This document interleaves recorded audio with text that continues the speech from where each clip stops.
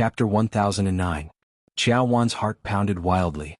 Could it be that it's really like what my roommate said Mr. Xiang wants to? Ahem, stop. Stop.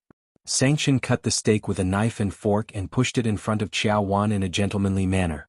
Miss Xiao. Facing Sanction's deep gaze, Xiao Wan was so nervous that her palms began to sweat.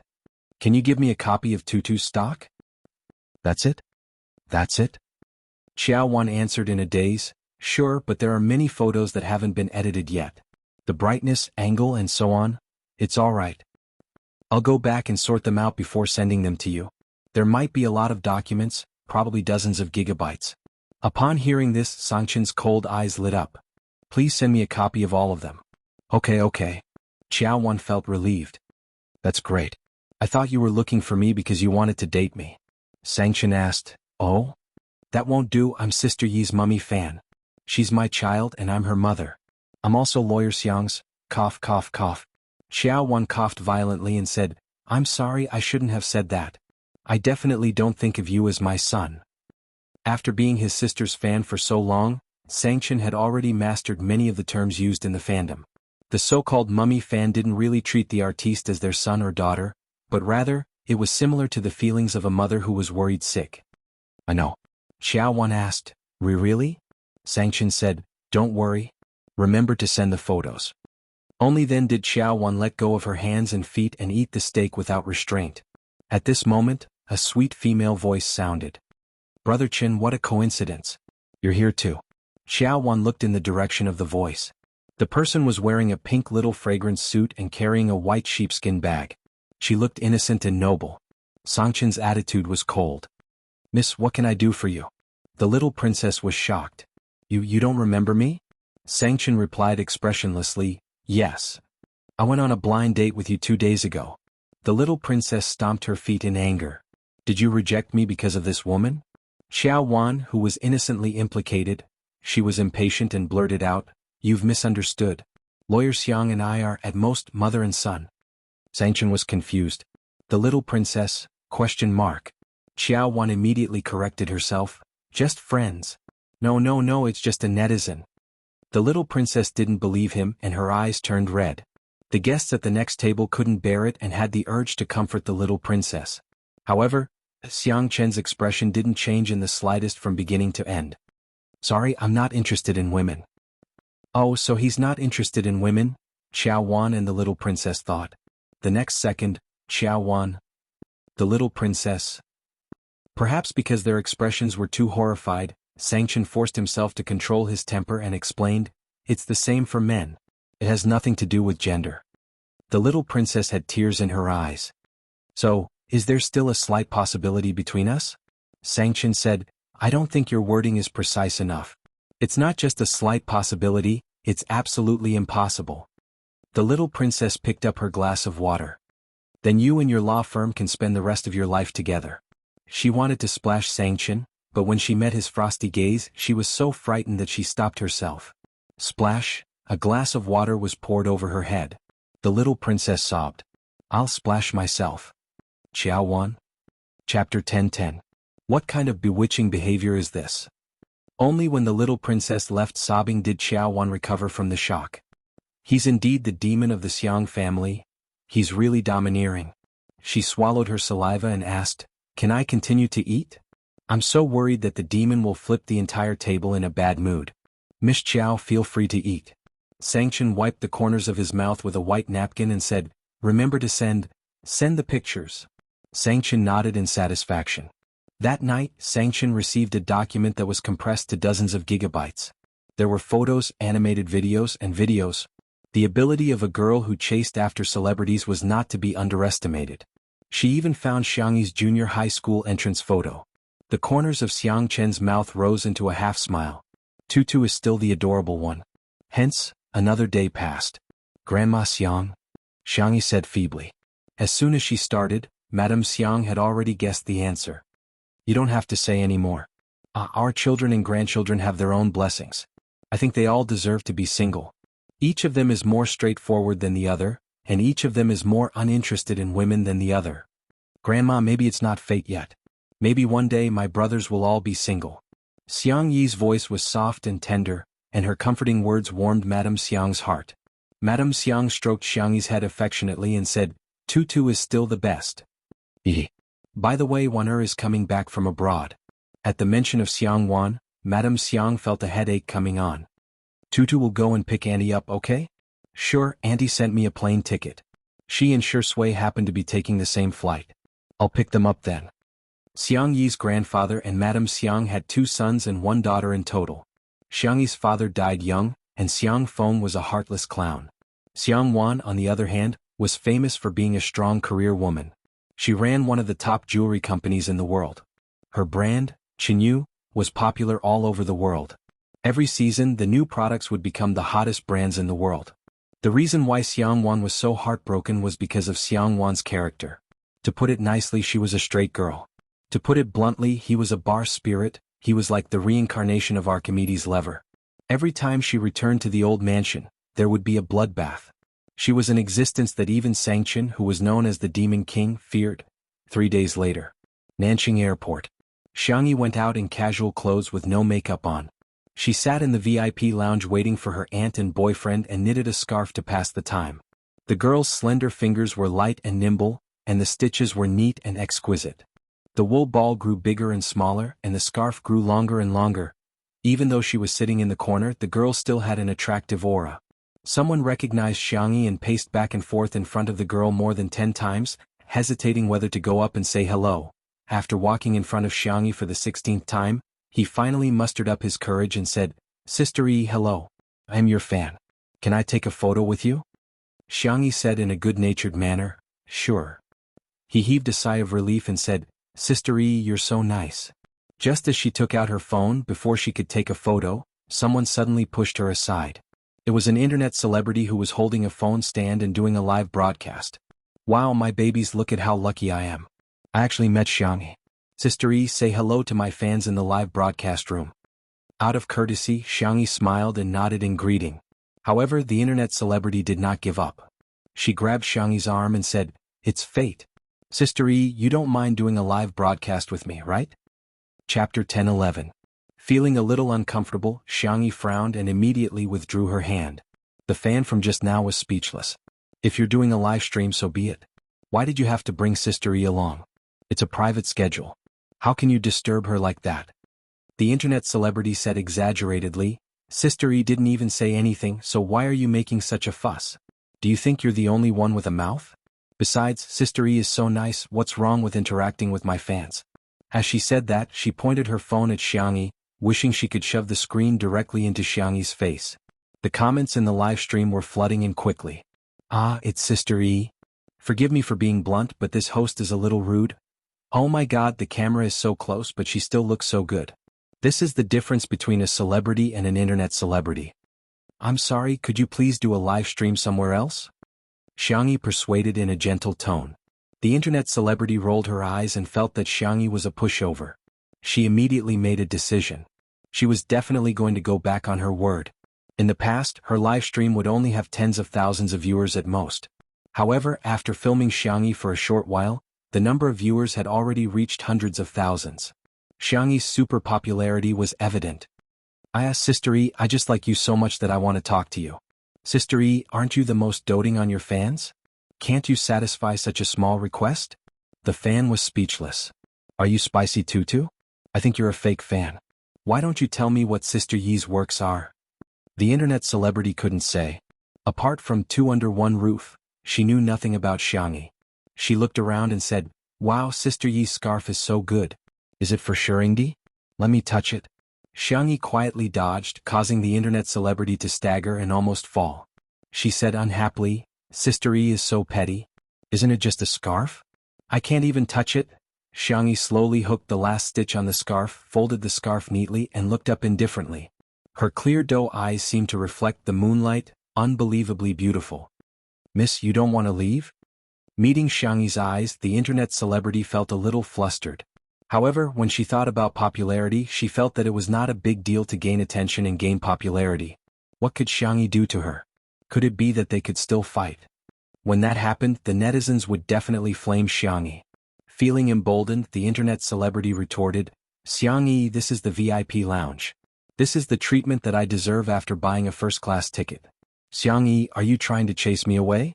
Does he have any regard for the rules of the airline? Isn't he a little too self-centered? The spicy tutu girls were speechless. What kind of lotus flower speech was this? How infuriating. On the other hand, the netizens who were watching the show were extremely excited. Fight. Fight. Under everyone's gaze, Xiangyi said calmly, "Okay, I understand." She lowered her head and seemed to have sent a message. Thinking that she was scared, the internet celebrity said, "Sister E, it'll be bad if the netizens misunderstand you. Why don't you explain it to everyone in my live stream?" Before she finished speaking, several flight attendants of the airline hurried over. Someone came to apologize to Xiangyi. "Miss Yang, we're sorry to have caused you a bad experience." Someone also said to the internet celebrity who was doing the live stream, "Miss, your actions have violated the order of our VIP lounge. You have also violated other people's portrait rights and privacy rights. Please stop your actions immediately, or we will call the police and hand it over to our legal team. Thank you." Chapter 10:12. The number of viewers in the live stream exceeded 1 million. After being scolded in front of millions of people, the online celebrity felt embarrassed and flew into a rage. "I bought a first-class ticket. Why can't I do a live stream here? Aren't you guys taking special care of Xiangyi just because she's a celebrity? It's too much to divide the guests into different classes. I'm going to lodge a complaint against you. Xiangyi's family doesn't own the airline." The service staff interrupted her. "First of all, we treat all customers equally, unless they don't respect the passenger agreement. Secondly, Qingfeng Airlines is owned by Miss Yang's mother's family." The online celebrity was dumbfounded. The audience was dumbfounded. What? Did I hear wrongly? Damn it, I went to Google and found out that the largest shareholder of this airline is in Sister E, mentioned before that her mother's surname is also in. Amazing. What kind of Miss Perfect is Sister E? Sister E, take a good look at yourself and stop trying to ride on Sister Ye's coattails, okay? The online celebrity's expression changed again and again. She wanted to say something else to hype herself up, but the service staff had already gestured for her to leave, as if they would take her away if she didn't leave. Seeing this, she had no choice but to leave dejectedly. The world was finally quiet. The service staff bowed to Xiangyi and said, "I'm sorry, Miss Yang, we will prepare a private lounge for you next time. Sorry to trouble you guys, it's been hard on you. Don't mention it, don't mention it." Soon the service staff left too. The other passengers quietly looked at Xiangyi, only to find that she didn't seem to be affected. She picked up the crochet needle and started knitting a new scarf. Her movements were skillful and beautiful. At the same time, outside the lounge, the online celebrity was so infuriated that her nose was almost crooked. She said to the camera, "Did you guys see that? So what if you're rich? Do you think you can do whatever you want just because you're rich?" The pop-up comments in the live stream were all, "Yes." The online celebrity was speechless. The number of viewers in the live stream dropped sharply. Without Xiangyi around, the netizens naturally lost interest in her. The internet celebrity quickly changed his train of thought to whet everyone's appetite. Isn't everyone curious about who Xiangyi is here to pick up? The scarf she knitted just now was pink. Do you think Shirindi will use a pink scarf? Out of curiosity, many of the audience stayed behind to see what she was going to say. When the internet celebrity saw that the number of viewers had stabilized, he lowered his thick false eyelashes and rolled his eyes. Who knows, maybe she's here to pick up a little fresh meat. For example, Jiangqin, Yennai, Ronghuai and so on. It's reasonable for young boys to use pink. Before he could finish speaking, a capable and venomous female voice rose behind him. "Miss, may I ask if you don't have a father or mother?" The internet celebrity turned her head abruptly, and the phone screen turned along with it. The audience saw a woman who was about 170 centimeters tall. She was wearing a camel-colored long windbreaker and a pair of black boots. She wore a pair of brown sunglasses on her palm-sized face. Her entire demeanor was elegant and outstanding. "What are you talking about? If I don't have a father or a mother, doesn't that mean I'm an orphan?" The woman took off half of her sunglasses. Her skin was delicate and fair, and her red lips were slightly curved. She spoke very quickly. "Oh, so you can understand human language? I thought you were some kind of special primate that hadn't fully developed yet." Chapter 10:13. The internet celebrity was dumbfounded. She finally came back to her senses and wanted to fight back, but under the suppression of the other party's powerful aura, she could only say weakly, "You, how can you speak like that?" Her gaze landed on her phone. She made a small calculation and immediately complained to the audience, feeling aggrieved. My dear babies, look, this person is so uncultured. How can she say that about me? Unexpectedly, there was a sudden change in the style of the comments. Ah, pretty sister's looks are killing me. What kind of domineering sister is this?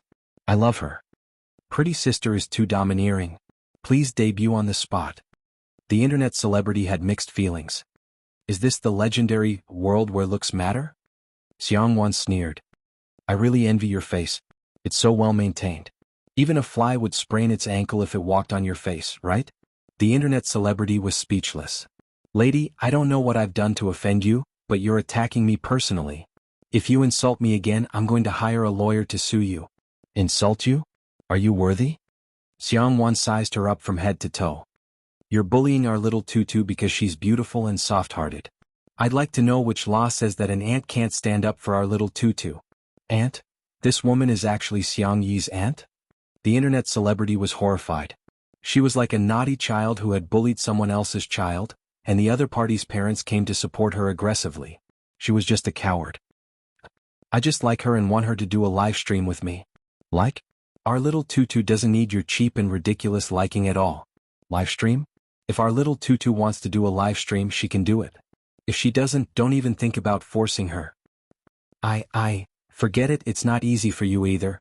God has sprinkled wisdom all over the world, but he has given you an umbrella. Okay. Xiangwan rolled her eyes at her and walked towards the lounge elegantly in her high heels.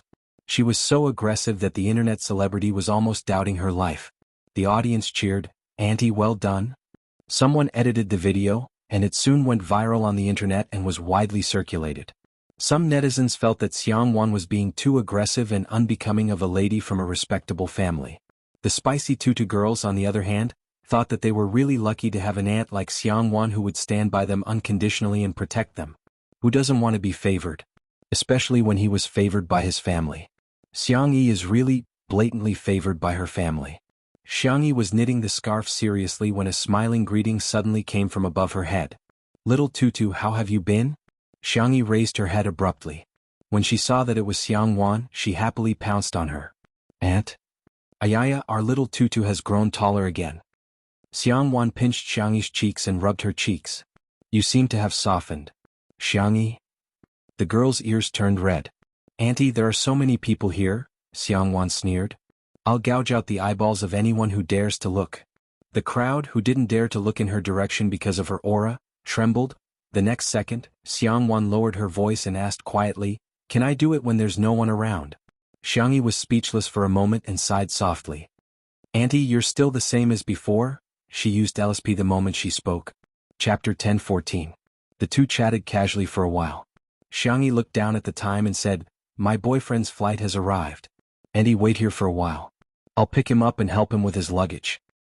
Wait, you're helping him with his luggage? Does he not have hands or legs? Xiangwan said angrily. Xiang Yi said innocently, He's very delicate. I'm afraid he'll be tired. What kind of boyfriend did little tutu find? Xiangwan, who had lived abroad for a long time, did not know much about the domestic entertainment industry. Her impression of Shui was also stuck at the time when he was a teenager. She pondered for a moment and said, If that's the case, I'll go with you. No, I can do it, Auntie. You can't. I can do it. I don't want you to think. I want me to think. Under Xiangwan's insistence, Xiang Yi had to agree. The two walked through the VIP passage and saw Shui at the end. The man had just gotten off the plane and was wearing a clean and warm white turtleneck sweater. He took out his phone from his trouser pocket, turned off the airplane mode, and sent a message to Xiang Yi immediately.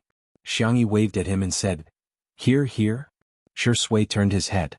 After seeing Xiang Yi, the slightly sharp and cold aura around him disappeared. Like a frozen lake welcoming spring, his eyebrows and eyes were full of smiles. Xiang Yi stepped forward and said, I'll help you with your luggage. Shui chuckled and said, Okay, then let's exchange. Xiangwan, who was not far away, pursed her lips and was a little disgusted. However, when Xiang Yi took Shui's boarding box, she found that the man's box was too light. On the contrary, her pile of wool was heavier. Why do you have so few things? I can't help it. I want to go home. While talking, the two walked to Xiangwan. Shui called out gently, Auntie? Xiangwan flipped her long hair and said, Please don't. You haven't married into our family, so it's not appropriate for you to call me auntie. Call me Madame Xiang. Auntie. Xiangyi protested softly. Shi Sui chuckled and said, Miss Xiang. It's only 10 years. Xiang Wan put on a fake smile. I remember what you said at that time. I won't be tempted by any girl in this world. What does this mean? Xiang Wan knew that he was just being impulsive, but she still felt unhappy.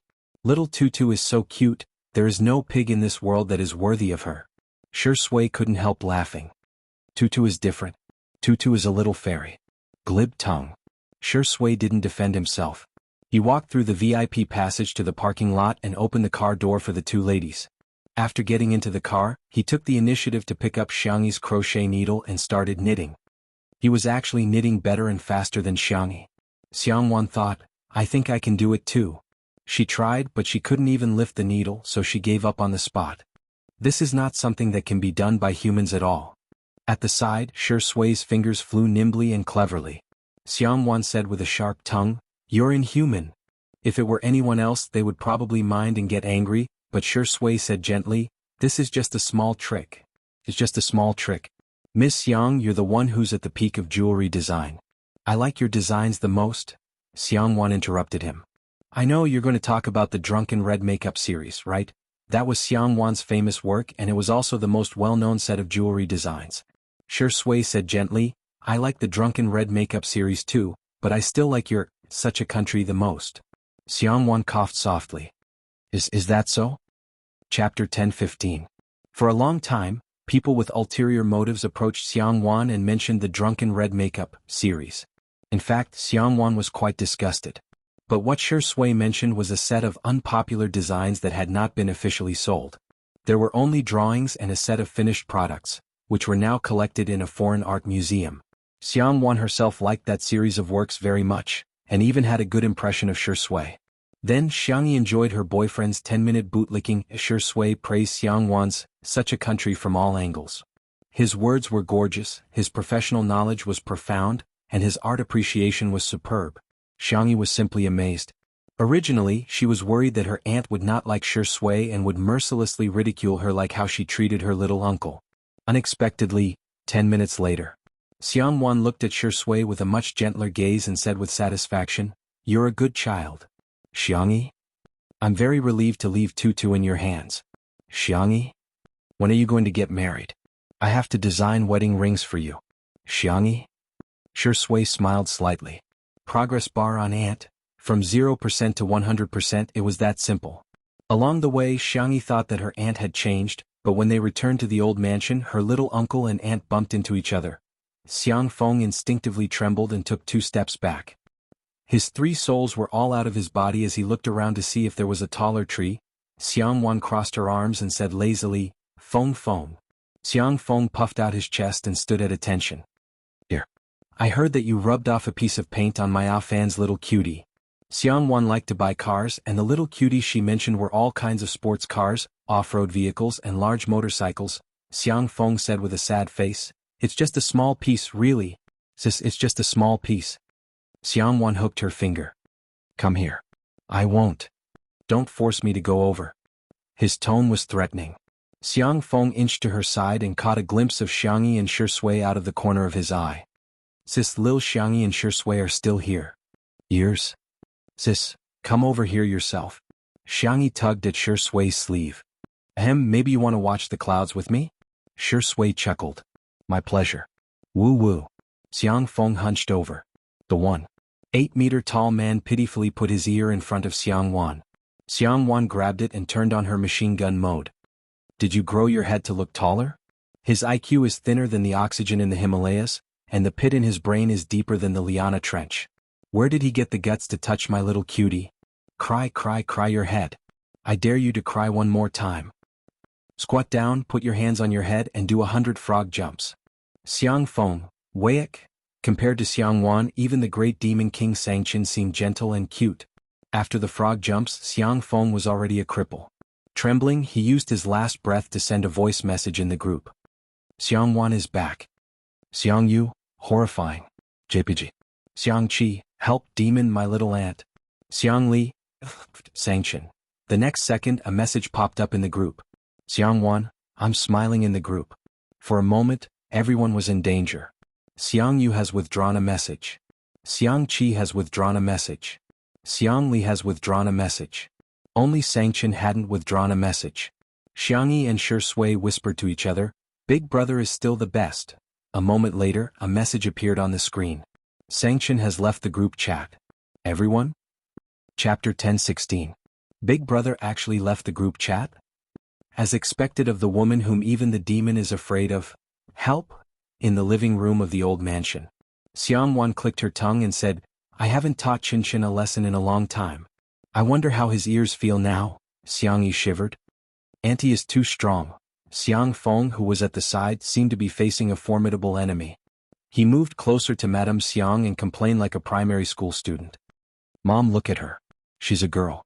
How can she be so shrewish and barbaric? She won't be able to find a boyfriend." Madame Xiang pretended to be deaf. "What are you talking about? I can't hear you clearly." "Hello." Xiang Feng was speechless. "Mother, your acting is so clumsy." She sneered. "I'm shrewish? Barbaric?" Xiang Feng shivered. No, sister, you're clearly the most gentle, beautiful, and adorable woman in the world." It could be said that he had a strong desire to survive. Xiang Wan flexed her wrist and said, "Come here." Xiang Feng felt a dull pain in his ears again and tried his best to hide behind Madame Xiang. Madame Xiang wanted to say something but hesitated. "Don't come over, I'm scared too." When Xiang Wan started to ridicule her own mother, she was also very sharp. "Mom, you're spoiling him too much. He's already in his 30s, but he doesn't behave properly every day. He secretly orders junk food deliveries behind your backs. Not only does he eat it himself, he even brought Tutu to eat junk food. What kind of behavior is that? He's instigating a crime." Madame Xiang's gaze turned cold and she looked at Xiang Feng. "Go over." Xiang Feng was speechless. "Mom, you don't love me anymore." Xiang Feng's wails echoed in the living room. In order to hide from Xiang Wan, he jumped up and down in the room. Xiang Yin reprimanded him, but the corners of his mouth curled up. "We're a family. It's better to be lively." As for Xiang Feng getting beaten up, how dare he bring Tutu to eat junk food? He deserves it. After a long period of chaos, Xiang Wan gracefully sipped her afternoon tea. Xiang Feng stood at the door carrying a small suitcase. "I can't take this anymore. I want to run away from home. Don't stop me." The living room was so silent that one could hear a pin drop. Xiang Feng put his hand on the door frame and asked, unwilling to give up, "Are you really not going to make me stay?" Madame Xiang, "Oh." Xiang Yin said, "Oh." Xiang Wan said, "Hurry up and leave." Xiang Yi said softly, "Little uncle, remember to come back for dinner if you're hungry." Xiang Feng's eyes were brimming with tears. Little Xiang Yi was still the best. What a heartwarming little cotton-padded jacket. Uncle didn't spoil you for nothing. The next second he heard the little rabbit say, "If you're not hungry then don't come back. Otherwise Auntie will beat you up again." Xiang Feng, "I'm not afraid of her. I was just giving her face, that's all." He flicked his sleeves and left. No matter how one looked at his back, it was lonely. As soon as Xiang Feng left, the housekeeper came in and reported, "Young miss, there are two girls outside. They claim to be your junior high school classmates." Xiang Yi got up and said, "I'll go take a look." Xiang Wan frowned, but she didn't stop her. Shi Sui seemed to have sensed something and asked in a low voice, "Why has Tutu never mentioned her classmates? Wow, this mansion is really grand. Yeah, I didn't expect Xiang Yi's family to be so impressive.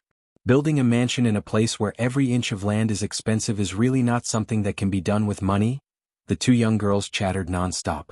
When they saw Xiang Yi, they greeted her enthusiastically. "Xiang Yi, do you still remember us?"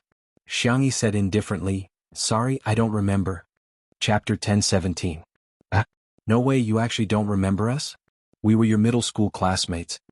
Girl A's tone was exaggerated, as if Xiang Yi had done something unforgivable. Girl B blinked and said sympathetically, "Xiang Yi, don't tell me you're still holding a grudge over what happened back then." Okay, we'll apologize to you, okay?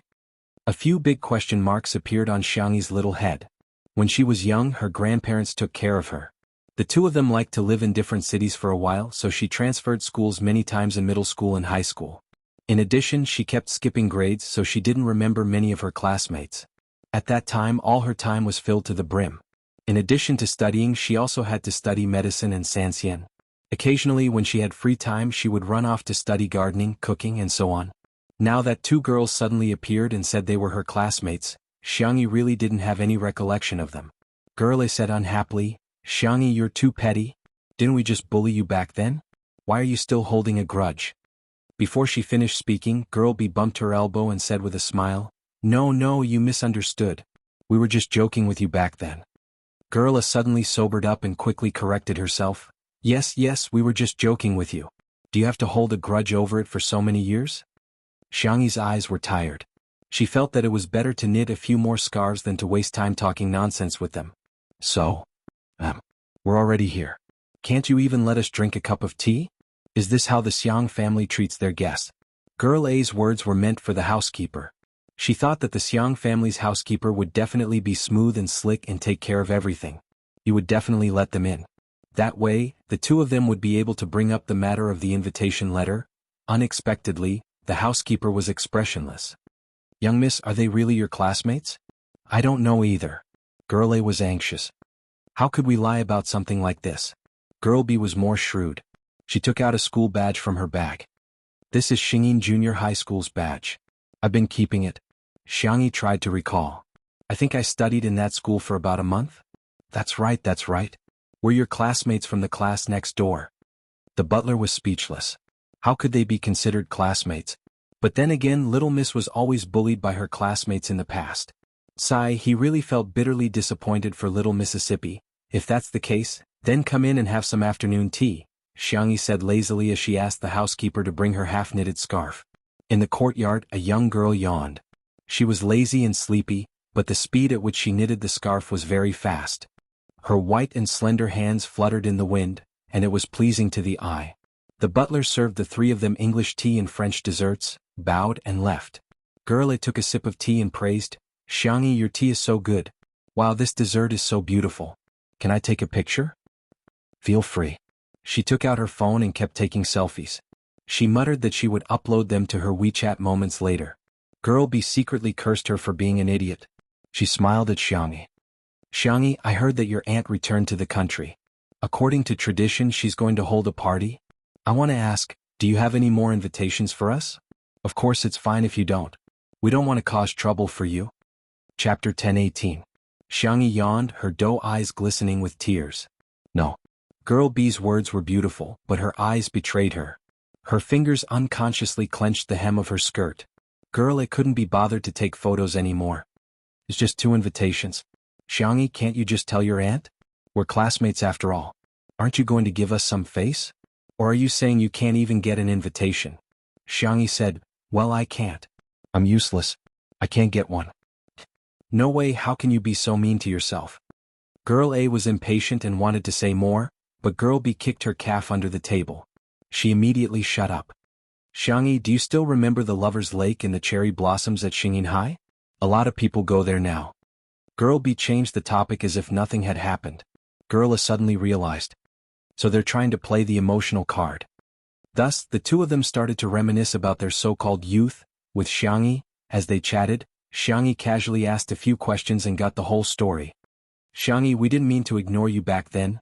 Yeah, we didn't mean to lock you in the bathroom. Besides, didn't you kick the door open yourself? We didn't mean to report you either.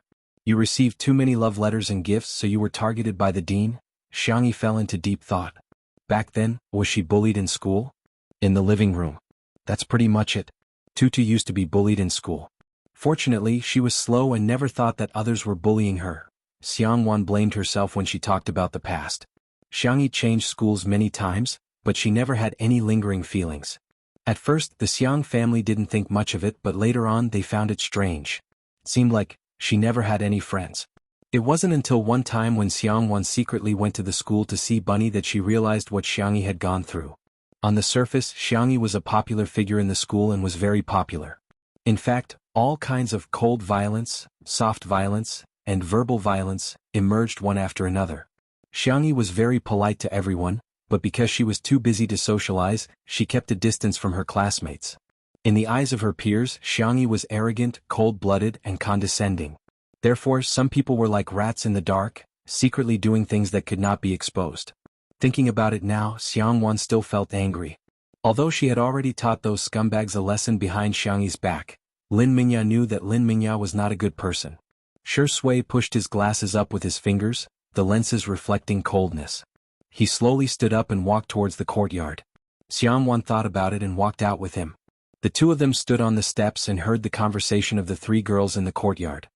Xiangyi, we were just joking back then. Now that I think about it, isn't it funny? Please don't take it to heart. Forgive us, okay? Hearing this, Xiangwan couldn't take it anymore. She rushed forward in her slippers, and her flats gave off a swift and decisive aura. She quickly grabbed the hair of the two girls and said, "What are you doing? Joking? You guys look like a joke to me." "Forgive? Why should I forgive you? Who do you think you are? Your existence is probably to prove the validity of the biological diversity theory. Our tutu has my protection, understand?" Chapter 10:19. The two girls were so frightened that their faces turned pale and they shrieked. "Ah!" Xiangwan let go of the two girls in disgust and wiped her fingers carefully with a wet towel. The two girls' meticulously styled hairstyles were now a mess and they looked rather pathetic. Girl A was furious. "Who are you? Who are you to treat us like this?" Facing Xiangwan's bright and beautiful face, the rest of the words were automatically silenced and no sound could be heard. "She's actually the daughter of the Xiang family," Girl B apologized meekly. "Miss Xiang, we didn't do it on purpose. If we've disturbed you, we're really sorry." All right. You're already a 1,000-year-old fox, so why are you still acting like a little white lotus?" Xiangwan rolled her eyes. "Back then, weren't you the one who led the pack to isolate us little bunnies?" Xiangwan had never liked scheming people like her. Under Xiangwan's domineering aura, Girl B's face turned paler and paler. Cold sweat kept seeping out of her forehead and her foundation was a little mottled. Xiangyi was confused. "Isolated?" Xiangwan was confused. "Don't you know that you've been isolated before?" Have I? Xiangyi asked with uncertainty. Xiangwan was speechless. "Should I say that being heartless is an advantage or a disadvantage?" "Actually, when I was a student, I never paid attention to things like social relationships," Xiangyi said in an obedient and soft voice. "As long as my heart is firm enough, the disturbances of the outside world won't affect me at all. Besides, they can't bully me." Girl A sobbed. Yes, we locked her in the washroom but she kicked the door open and smashed the few of us. We gossiped about her but she didn't care at all. Instead we were beaten up by the school bully. By the way, she even has a fan club. We were scolded for a long time. We reported that she was in a relationship and the dean not only punished her but also found the informant. During the flag-raising ceremony, a large group of us took turns to read the flag. Xiangyi was speechless. Xiangwan, listening to the girl's tearful complaints, those who did not know the truth would probably think that she was the one who was bullied. "Don't be an eyesore here." Scram. Xiangwan's sharp eyes swept over them, and the two girls trembled like quails. "You support me, I support you, and quickly leave." Xiangwan pretended that nothing had happened and wanted to go back to the living room, but Xiangyi grabbed her wrist. "Auntie." The young girl's eyes were curved and her dimples were shallow. "Didn't you say before that you didn't care about me at all? Then how did you know that I was bullied?" Xiangwan said stubbornly, "I don't care now." As soon as he opened his mouth, he sounded like an old tsundere from the Xiang family. "But you helped me teach them a lesson just now. Are you seeing things? Your aunt is already an adult. Do you think I'm the kind of person who would stand up for the younger generation and fight with a little girl?" Xiangyi laughed out loud and held Xiangwan's arm, leaning her head on her shoulder. "Annie, you're so good." She was so lucky to have such a family. On the surface they supported her, but in the dark they protected her so that she could grow up without any worries. Although she had lost her parents' love, she had received a lot of love. She inadvertently looked up and met Shui's gentle and clear eyes. The young girl's smile deepened. There was now one more person who loved her in this world. "Dad, Mom, you can rest assured." Chapter 10:20. A few days later. One of the directors managed to contact Xiang Yi through Director Yen and Li Jinyu's connections. "A live stream party?" "Yes, the netizens are now very interested in the lifestyle of the wealthy. Of course, we also learned that the invited socialites also want to use this opportunity to increase their influence." The director rambled on. Xiangyi went to ask for her aunt's opinion. Xiangwan was quite open-minded and had always liked new things. Hence, the live stream was quickly finalized. When the invited socialites found out that the party was going to be live-streamed, they put in even more effort to prepare for it. There were already several who fought over Xiang Qi's handmade haute couture dresses. On the day of the party, Xiang Yin and Madame Xiang preferred tranquility, but they would always accede to their daughter's requests. The two of them went on a day trip accompanied by their future grandson-in-law, Shi Sui, and vacated the old mansion to host a party for Xiangwan.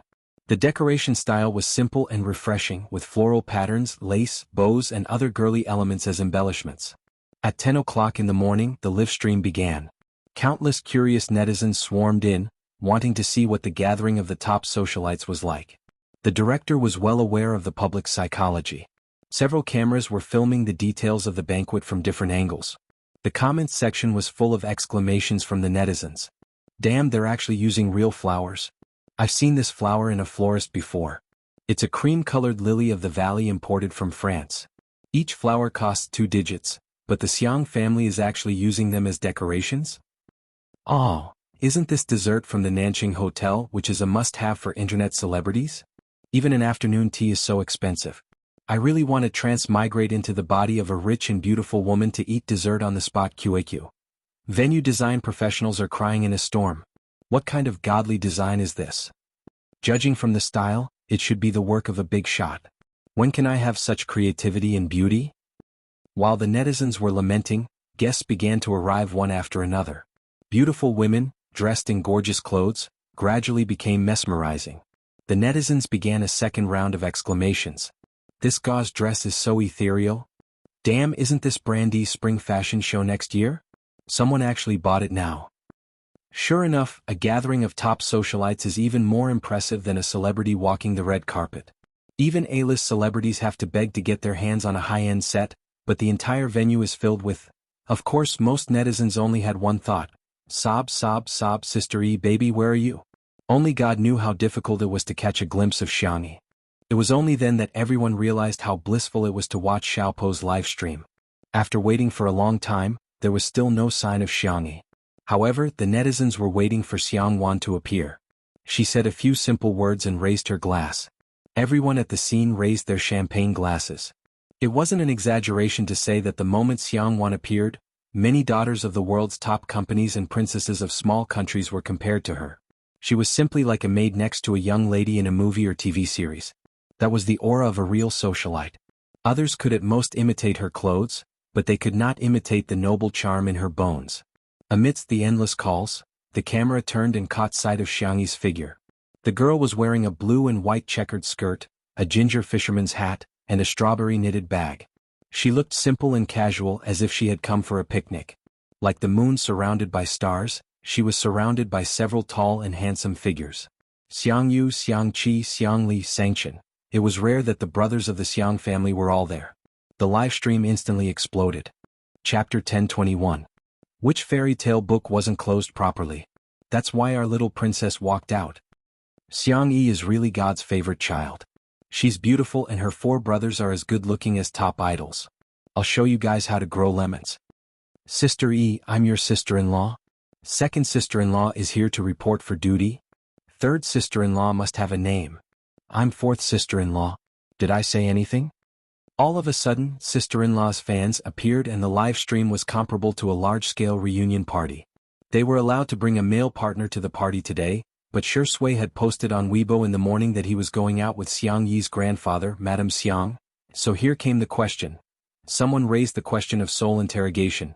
Who will Xiang Yi dance with during the opening dance later? All of a sudden, the live stream turned from a reunion party to a place for bets. I'm betting on Big Brother. The little princess vs the big demon, what a match. I'm betting everything on second brother. White versus black will win. I'm betting everything on Big Uncle Xiang. Due to the fact that there were too many words such as betting and going bankrupt, the internet police even came to the live stream and almost caught the gamblers online. On a small island. The sightseeing bus was cruising slowly under the shade of the trees. There were banana trees and coconut trees everywhere along the road, making the scenery extremely beautiful. Madame Xiang was watching the live stream on her smartphone with a big screen. She said smilingly, I wonder who Tutu will choose. Xiang Yin humphed and said, it's the same no matter who she chooses. Boring. Madame Xiang said in disdain.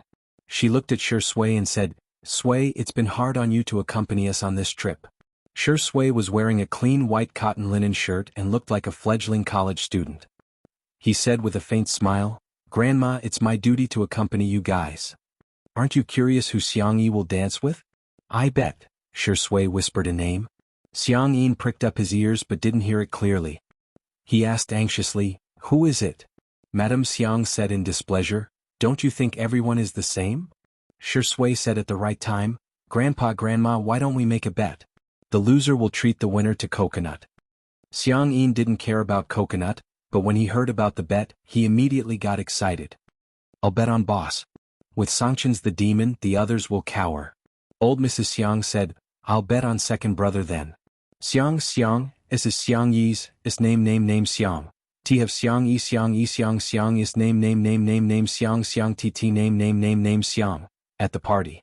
Xiang Yi Xiang, the, Xiang to Xiang as well, to dance should be the Xiang. Although each invited socialite had brought a male partner, the opening dance was free to form a team, which added to the uncertainty. It made people look forward to it but also made them feel uneasy. Hence it became even more exciting. Xiang Wan was in charge of the opening dance, and as in previous years she danced with Xiang Feng. Xiang Feng grimaced in pain, but he didn't dare to make a sound. He could only whisper aggrievedly, "Sis, so many years have passed, but your dancing skills are still as good as ever, huh?" Xiang Yi gave him a meaningful look. Xiang Feng shuddered and said, "You're still the same. You're getting better and better. Be good, I won't pull your ear today." Xiang Feng was extremely touched. "Sister, you're an angel." Chapter 1022. The camera captured this scene and broadcasted it live. The netizens couldn't help laughing. Xiang Corporation's Feng, do you still remember that you're a domineering CEO? You even had your ears pinched by your sister. Shame on you. On the other side, the four brothers of the Xiang family were fighting over Bunny to dance. "I'll go first." "Why should you go first?" "I should be the one going first." Xiang Yu and Xiang Qi were fighting like rookies. Their fighting prowess was obvious, and the netizens assumed that they had already withdrawn from the competition. The real highlight was the game between the second brother, Xiang Li, and the eldest brother, Sanction. Xiang Li adjusted his glasses and said calmly, "Big brother, you're old and your legs aren't good. I'm afraid you'll step on Tutu." Xiang Yi's eyes were filled with fear. "Second brother, do you want to die?" The netizens also praised Xiang Li. "Dr. Xiang, you're brave." Sanction sneered. "It's better than your uncoordinated limbs." Xiang Li, "Big brother, you hurt my heart." Xiang Li's genius brain worked quickly and chose a roundabout strategy. He looked at Xiang Yi. "Tutu, who do you want to dance with first?" Xiang Yi swallowed. "I think it's okay if we don't dance. I'm not that good at dancing." She wasn't being modest, but she really wasn't that good at dancing. "You have to choose." Then. Xiang Yi's eyes went back and forth between the two brothers and finally landed on Xiang Li. She wasn't afraid of stepping on second brother, but if she stepped on big brother's foot, Xiang Yi didn't dare to imagine. Sanction said calmly, "You can choose the person you like the most." Xiang Yi. She swallowed the words second brother that were at the tip of her tongue. Xiang Li said helplessly, "Big brother, you're being immoral." Sanction sneered. "I don't need to be moral with you guys." Xiang Yi, who was sandwiched in the middle, weak, helpless, and pitiful. Having too many older brothers was sometimes a problem. Suddenly, a beautiful figure entered Xiang Yi's eyes. The girl's eyes lit up. "I choose her." "Xiang Li?" ? Sanction was confused. Everyone looked in the direction she was pointing. Song Qiuqiu was holding a plate of desserts. As if realizing that something was wrong, she turned her neck and met four murderous gazes. "Oh!" Song Qiuqiu was startled. Xiang Yi had already run in front of her. The girl's slender arm drew a semicircle in the air, the standard posture of a man inviting a woman to dance. "Sister Song, may I invite you to dance?"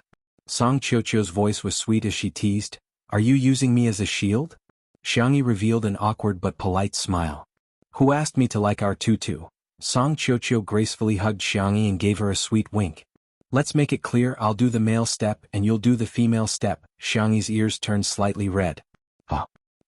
The live stream viewers? Brothers and sisters, the new cult couple has appeared. As a result, the crowd watched as the two beautiful girls hugged each other and joined the crowd for the opening dance. Without a filter, the scene still looked like pink bubbles. The cameraman specially gave the Xiang brothers a close-up. The depressed expressions on their faces were so realistic. However, Song Qiuqiu was their future little aunt. They could ignore their little uncle, but they still had to respect their little aunt. "Haha, our tutu is so clever." Madame Xiang clapped and laughed. Old man, hurry up and buy coconuts for Sway Sway. Chapter 1023. Xiang Yin looked like an old man on the subway who was staring at his cell phone. How did this happen? How did this happen?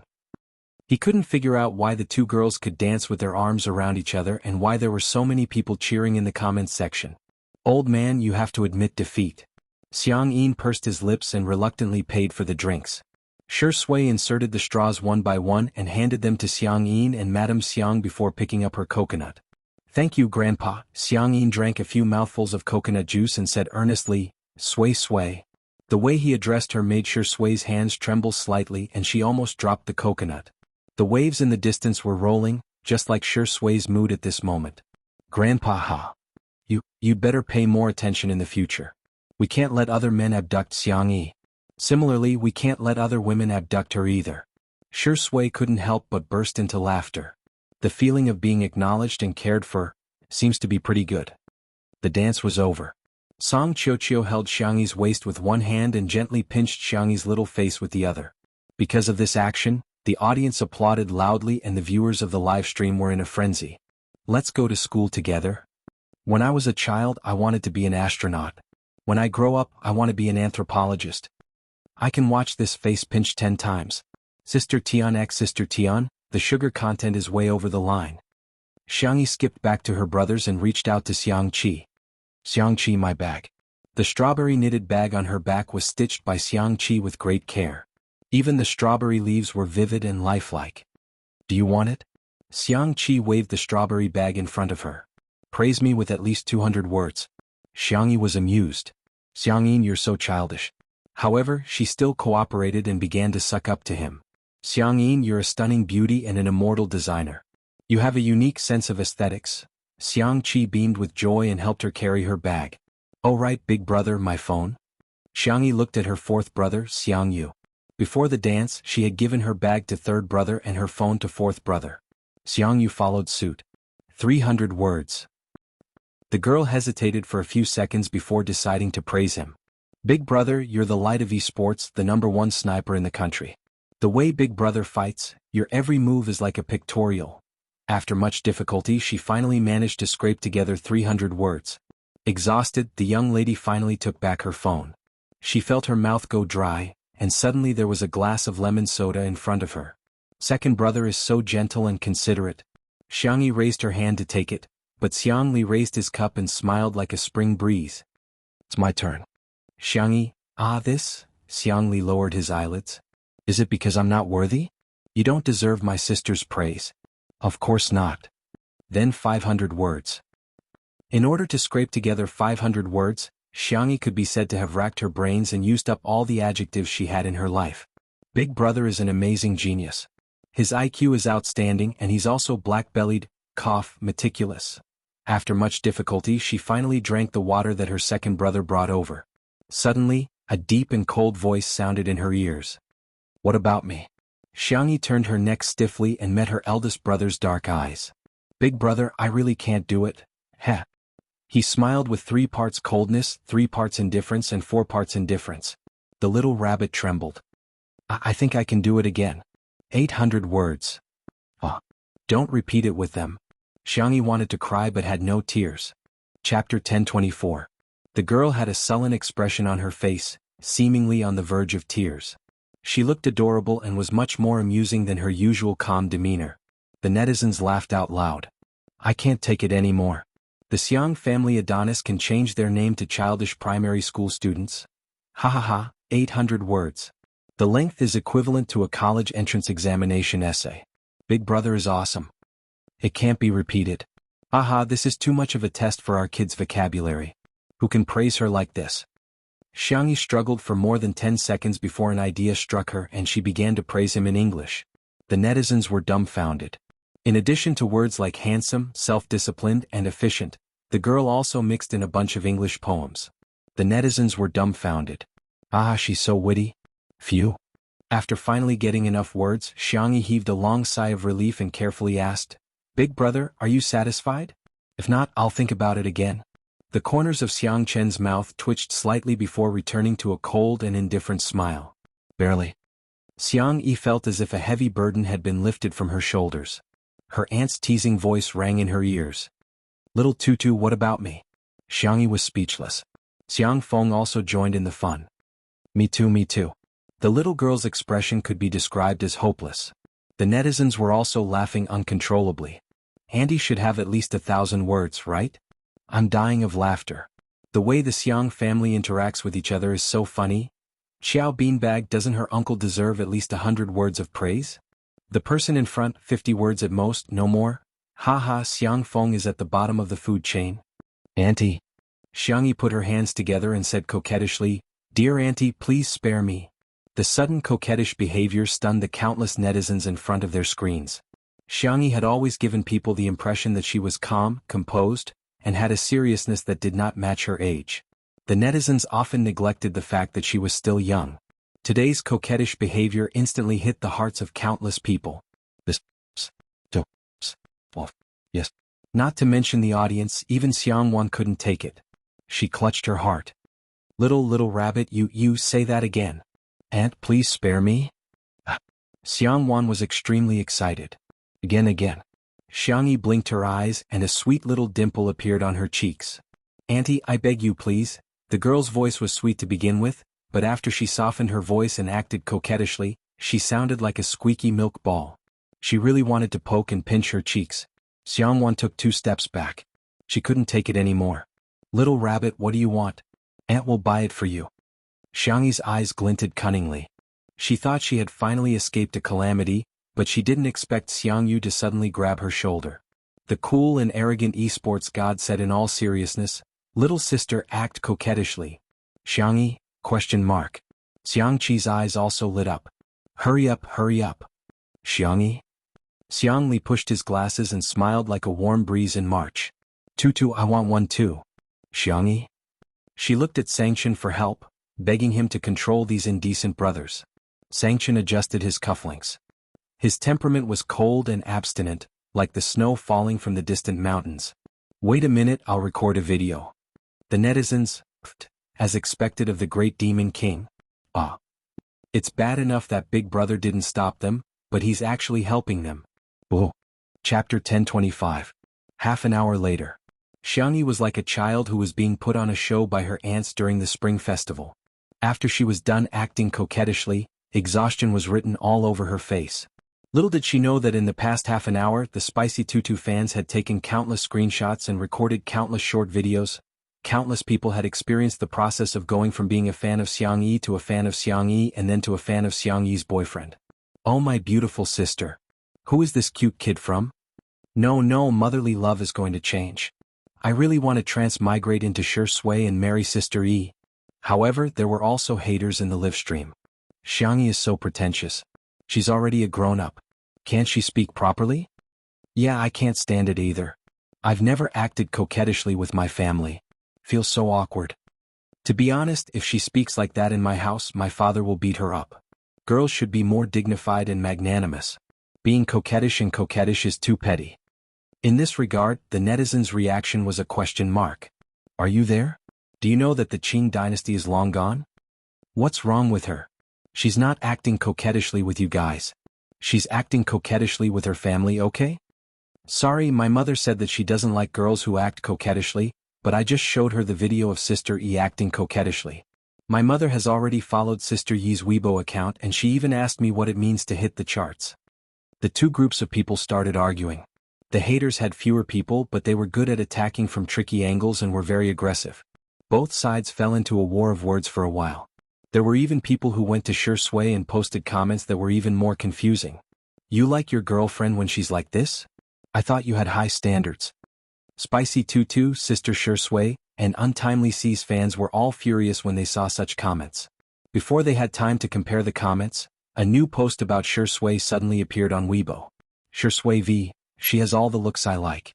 I like everything about her, Xiangyi. The haters were speechless. Tiske. As an award-winning actor, do you live on Weibo? The speed of the response was too fast. However, the fans were overjoyed. A slap to the face from the government was the most fatal.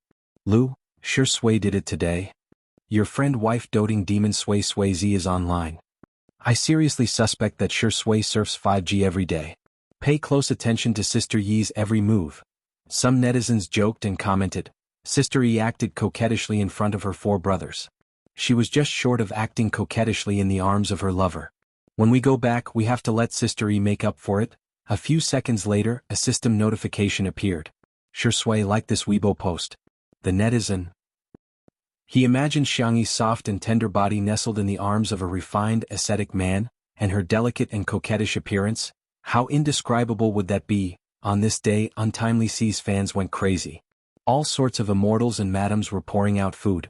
Fan fiction, Q-maps, short videos. The couple's fans were cheering with tears in their eyes. At the same time, at the party it was time for the group photo session. The most eye-catching ones were naturally the Xiang family. In order to compete for the spot next to their younger sister, the Xiang brothers went back and forth and engaged in a verbal battle. In the end, Sangchen won one spot with his absolute strength, while Xiang won the other spot by crushing Sangchen. Xiang Qi said in a pained tone, "It's too hard for the 3 of us." Xiang Li and Xiang Yu nodded in agreement. Xiang Feng was speechless. Isn't he human?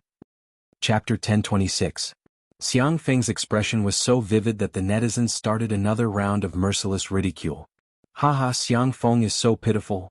The most transparent and domineering CEO in history. Xiang Feng's grandfather and Madame Xiang despised him, his sister pulled his ear, and his nephew forced him to climb up a tree. I suggest everyone post hashtag Xiang Feng is too hard hashtag on the public chat.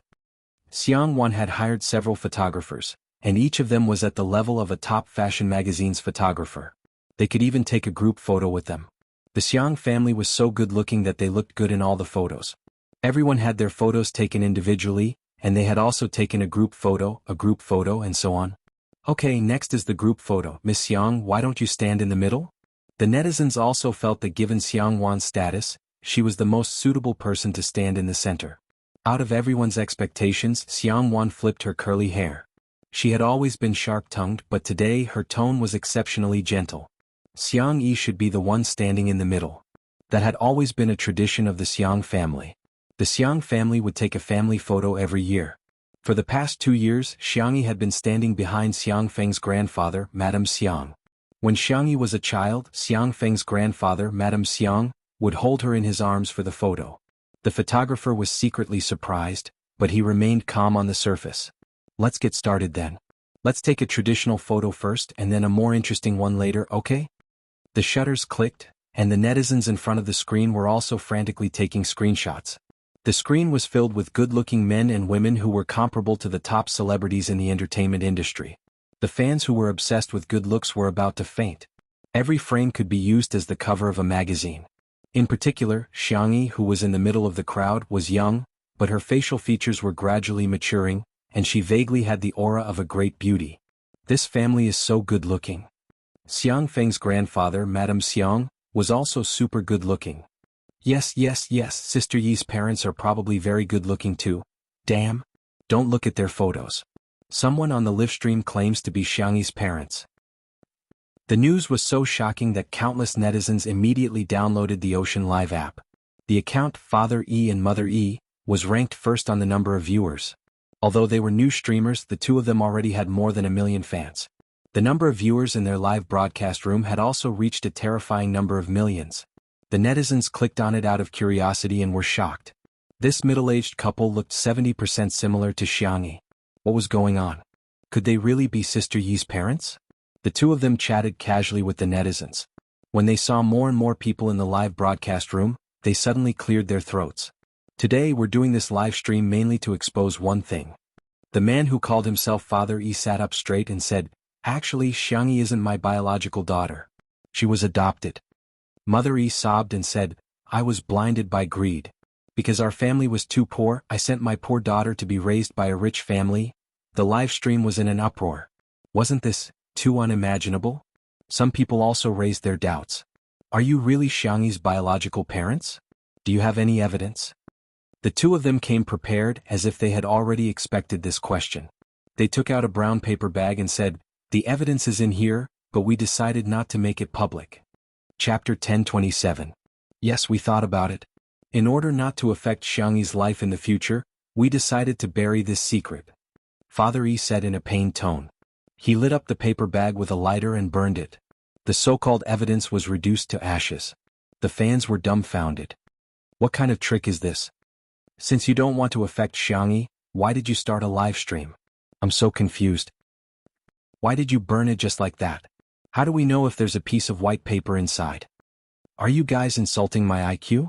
It's obvious that you're trying to ride on my coattails.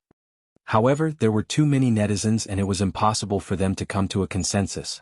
There were conspiracy theorists and netizens who claimed to be little detectives who started making up stories to justify themselves. First of all, these two people look a lot like Xiangyi. Are there so many people in the world who look alike? There's no way to clear that up, right? Secondly, don't you think that Xiangyi's brother is too nice to Xiangyi? Maybe he doesn't treat her as his sister at all, but as a child bride. Thirdly, the fact that they burned the evidence shows that the two of them are very close to Xiangyi. Otherwise, if they just made it public, Xiangyi wouldn't be able to continue being a rich and beautiful woman. Lastly, I want to say that Xiangyi is probably from a wealthy family just by looking at her face. There's no way she's destined to be rich and powerful. Everyone, welcome to plus XXXX fortune telling for only 200 yuan. Some radical netizens even felt that they had been deceived by Xiangyi and went to Xiangyi's Weibo and livestream to denounce her. There were also people who frantically tagged the director in charge of today's livestream and asked him to interview Xiangyi.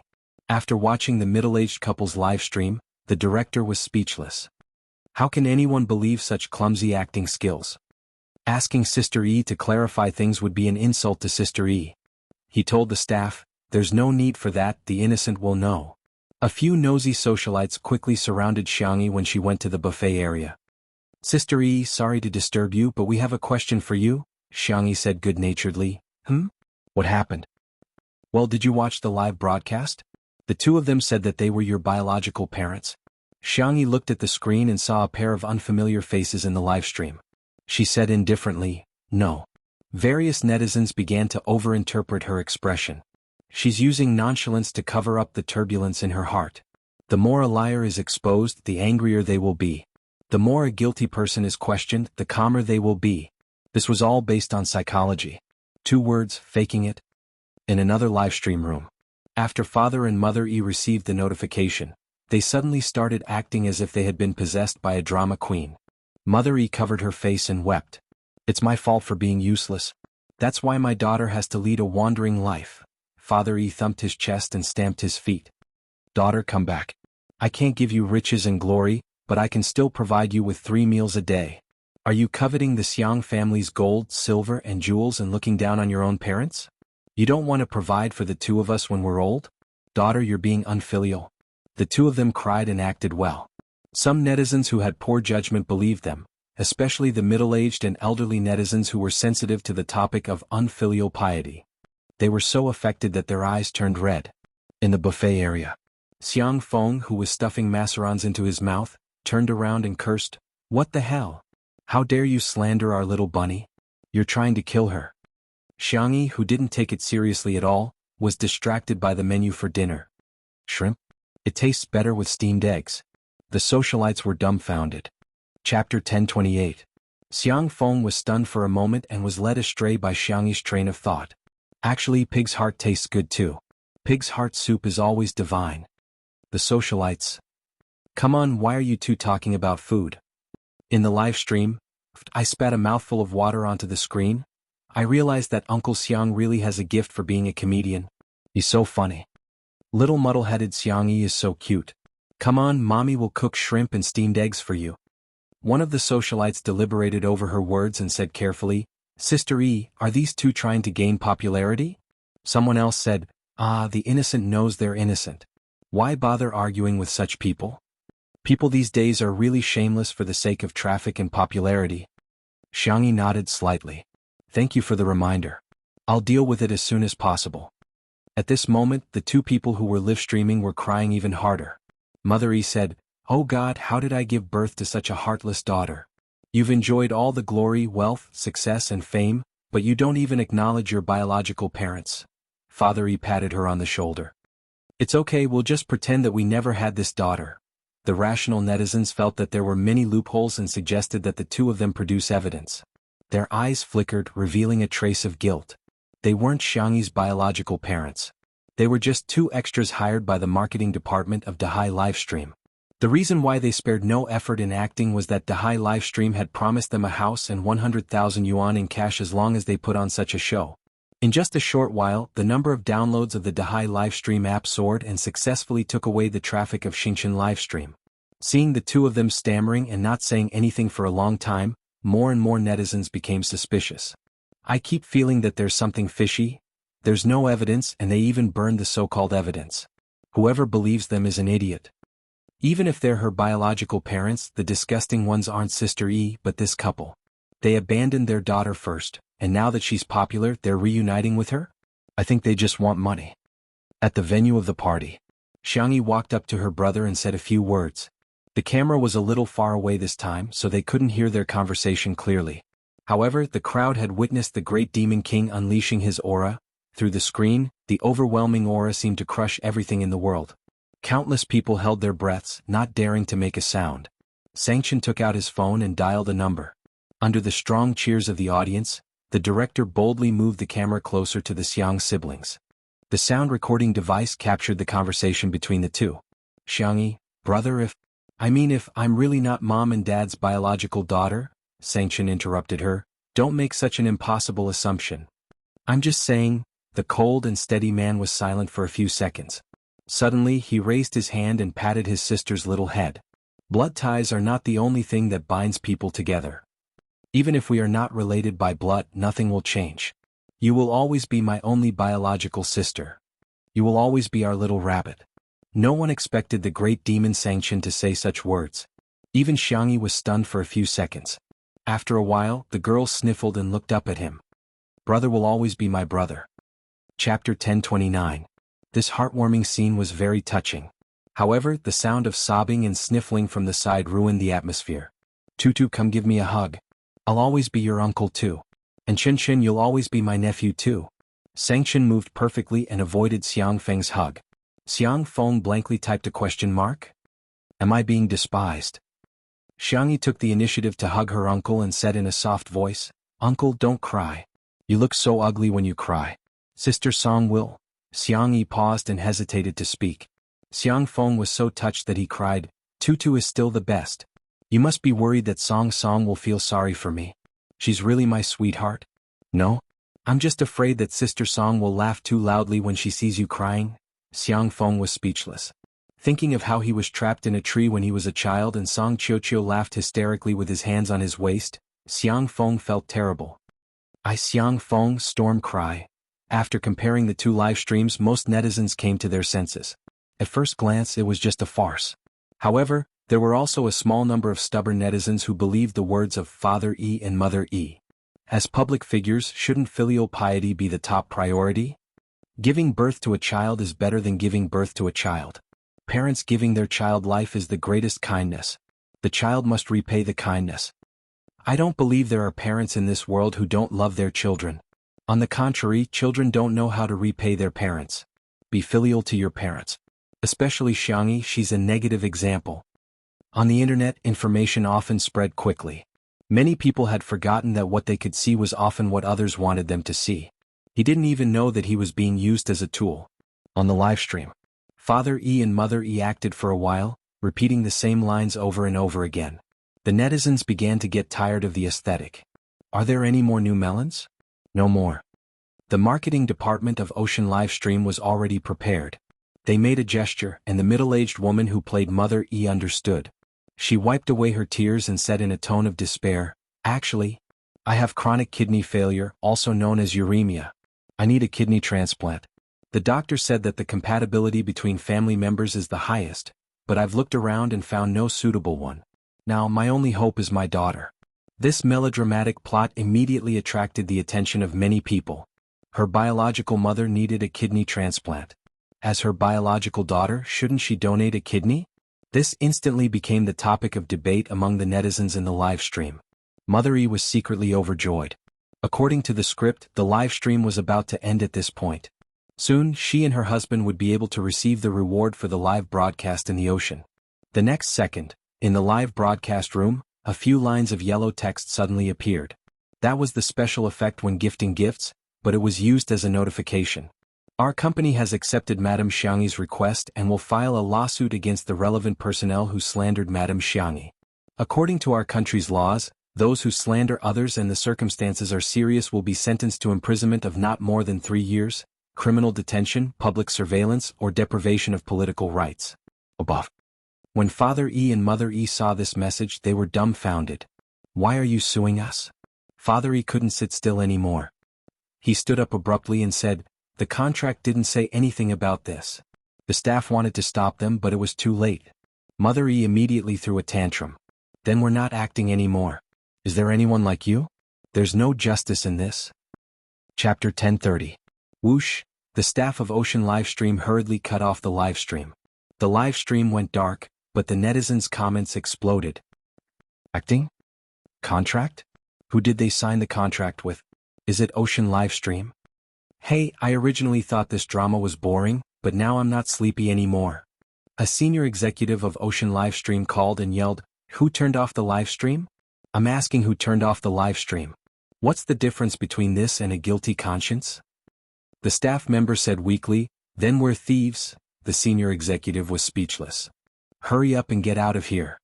Ocean Livestream's original plan was to hire the 2 extras to act, and after attracting popularity and downloads, they would get rid of them, claiming that everything was directed by the 2 of them and had nothing to do with Ocean Livestream.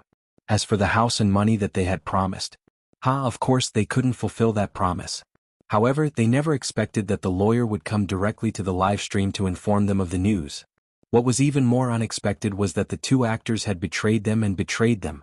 Ocean Livestream fell into chaos, and the major departments hurriedly held meetings to discuss how to deal with public relations. Unfortunately, their public relations were far slower than the speed of the netizens' gossiping. At this moment, public opinion actually backfired. I'm laughing my head off, this should be the funniest scene in the industry. Ocean Livestream, don't show your face. It's already been uninstalled. There are thousands of livestream apps, if one doesn't work, let's switch to a smile. I'm so angry. The elders at home believed it and even wiped their tears, but it turned out to be a scam. I'll never use any of Ocean Livestream's products again. The netizens' anger towards the 2 scammers and Ocean Livestream all turned into pity and love for Xiangyi. Everyone flocked to the livestream of the party. Some sent gifts, some left messages to comfort her, and most silently supported her with their actions. Those who didn't have the Xingqian Livestream app went to download one. Hence, something happened that made Ocean Livestream vomit blood. The number of downloads they had attracted was less than the number of downloads after the incident. On the other hand, the number of downloads of Xingqian Livestream skyrocketed, leaving Ocean Livestream in the dust. The technical department of Xingqian Livestream even posted an emoji on Weibo, salted fish winning. Their hatred had been raised to the max. It also attracted a lot of praise from the netizens. Coincidentally, it was time for a group photo at the party. Xiangwan had never participated in any photo shoots, and Xiangyi was nowhere to be found. The socialites were fighting for the center position, and they were all fighting each other. This kind of large-scale palace scheming scene, the audience watched with relish. However, the fans were worried. Where did Sister E go? Xiang family cemetery. The breeze blew the daisies on the ground, and the tea in the celadon cup rippled. Xiangyi had changed into casual clothes, a white sweater and black jeans, simple and clean. She poured her parents' favorite tea on the empty space in front of the grave. The surroundings were very quiet. Other than the occasional chirping of birds, there was no other sound. The girl's slender, white and soft fingers brushed past the black and white photo on the tombstone. Dad, Mom, are you guys doing well in the sky? Xiangyi clearly knew that there was no such thing as a soul in the world she lived in. However, he stubbornly believed that people would become stars after they died. I miss you guys, a little. The girl's soft voice dissipated in the wind. Don't worry, it's only a little. Chapter 1031. The wind gently caressed the leaves, making a rustling sound as if it was responding gently. Xiangyi rubbed her sore eyes. The corners of her eyes were red, but she didn't shed a single tear. She remembered that every time she cried when she was young, her parents would be sad. Suddenly, a warm hand appeared on the top of her head, gently and slowly rubbing her hair. Xiangyi looked up and met her second brother, Xiang Li's gaze. Brother? Yes, I'm here.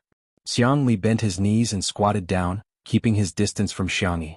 His amber eyes were reflected behind his thin glasses. Do you want to cry?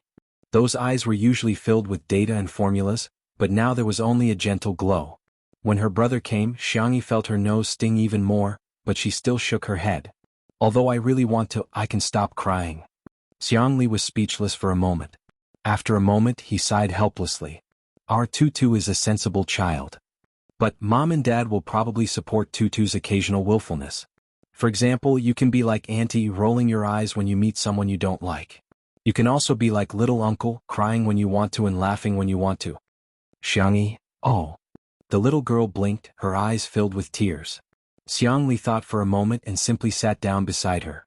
He pointed at himself. Who am I? Xiangyi, you're my brother. Then who are you? I'm your sister, not entirely. Xiangli corrected her. You're my sister, Mom and Dad's daughter, but you're also Xiangyi. Mom, Dad, and I all hope that you can live happily and live for your own happiness, okay? He also poured a cup of hot tea in the open space and whispered, if you want to cry, you can always lean on my shoulder. Xiangyi nodded. Her eyelashes trembled and stained with water. Not far away, a familiar voice suddenly sounded. Sister, where? Where? Why don't I see you? Ha, are you a blind monk? What kind of look is that?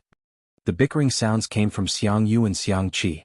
Looking in the direction of the sound, the two of them were like small tails following behind a tall figure. Sanction. The three of them walked over in the blink of an eye. I knew you guys would be here. Why didn't you bring me along to see your parents? Xiang Qi muttered and squeezed his butt next to Xiangyi. Xiang Yu was displeased. Third brother, look at how you're squeezing your sister. What do you know? Squeeze for warmth. Then I want to squeeze in too. The four of them huddled together. Then they raised their heads and looked at Xiang Qin in unison. The great demon king was expressionless. He glanced at his brothers and sisters and complained in a low voice, childish. In the next second he also sat down in the only space available. The gloominess and coldness were dispelled and replaced by warmth. It really does seem quite warm. Xiangyi said in a low voice. It's just a little crowded. Luckily little uncle and auntie aren't here. Suddenly, Xiang Feng sneakily poked his head out from behind a tree with a smug look on his face. You didn't expect us to be here too, did you? Xiang Wan on the other hand looked proud and arrogant. She crossed her arms and said, we didn't follow the little bunny here. Xiang Feng wanted to squeeze in but Xiang Wan grabbed him by the collar. Please act like an elder. If I don't beat you up for an hour, you won't know that I'm skilled in both the pen and the sword, right? A second ago she was scolding Xiang Feng. In the next second Xiang Wan's tone changed into a spring breeze. Little Tutu, cry if you want. There are so many of us here, we'll all help you catch your tears. Chapter 1032. The corners of the Xiang brothers' mouths twitched. As soon as Auntie opened her mouth, it was as if she was an old couple. Xiang Feng on the other hand was confused. Why did she always pull his ear whenever she didn't like it? Little Xiangyi couldn't even bear to scold him, let alone pull his ear. Xiangyi laughed at Auntie's coaxing, and small dimples appeared on her cheeks. I won't cry anymore. She had been holding it in before but now she was sincere. Because she had the best family in the world. Seeing the little girl smile through her tears, Xiang Wan breathed a sigh of relief. She was almost about to perform the traditional act of violently beating up Xiang Feng to coax the little rabbit. Since you're here you guys talk to Mom and Dad. I'll take Feng Feng to the orchard in front to see if the dates are ripe. Xiang Feng instinctively trembled. Sis, why don't you go alone? I also have a lot to say to big brother and big sister. Xiang Wan shot him a glare and Xiang Feng immediately changed his words. 1,000 words but they don't need to be said. Accompanying big sister is the most important thing. The silhouettes of the siblings gradually disappeared into the distance. The Xiang siblings were silent for a while. Xiang Yu took off his cap, revealing his handsome face. I'll go first. He took a deep breath, then slowly exhaled. He repeated it several times, then said in a low voice, Mom and Dad, when I was young you always encouraged me when I played games. Now that I've made some achievements in esports, I'll work harder in the future. I'll also take good care of little sister, I swear in the name of big brother. With that he turned his face away. His eyes were red under his thick eyelashes. Xiang Qi rubbed his head, messing up Xiang Yu's slightly long hair. The latter gave him a look of disdain. Xiang Qi stared at the photo on the tombstone. Next, it's my turn. When I used to play with the sewing machine and make clothes for little sister's doll, everyone said I was strange, sissy, and not like a man. Only you guys praised me as a genius. Actually, I was secretly happy for a long time. It was you guys who gave me the courage to do what I love. Leave little sister to me. Xiang Qi patted his chest. I'll make her little dresses for the rest of her life. Xiang Li chimed in from the side. Dad, Mom, I'm sorry for making you worry about my health when I was young. You were troubled by my inability to make friends. You were troubled by my studies. Now that I have some achievements in the medical field, I don't have to worry about food and clothing. You don't have to worry about me. I am a firm atheist, but I still believe that you have turned into stars and are still protecting us. Hearing this, Xiangyi felt a lump in her throat. She continued to pull weeds to cover up her loss of control. Songchen's speech was concise and powerful. I will protect my brothers and sisters for the rest of my life. Xiangyi couldn't hold it in any longer. Her tears fell onto the stone floor. Mom, Dad, I've encountered a lot of bad things in the past year. But I also met a very, very good person. I participated in a variety show, made new friends, and was lucky enough to have fans. Moreover, I also met someone I've liked for a long time. I'm glad that he likes me too. His name is Shi Sui.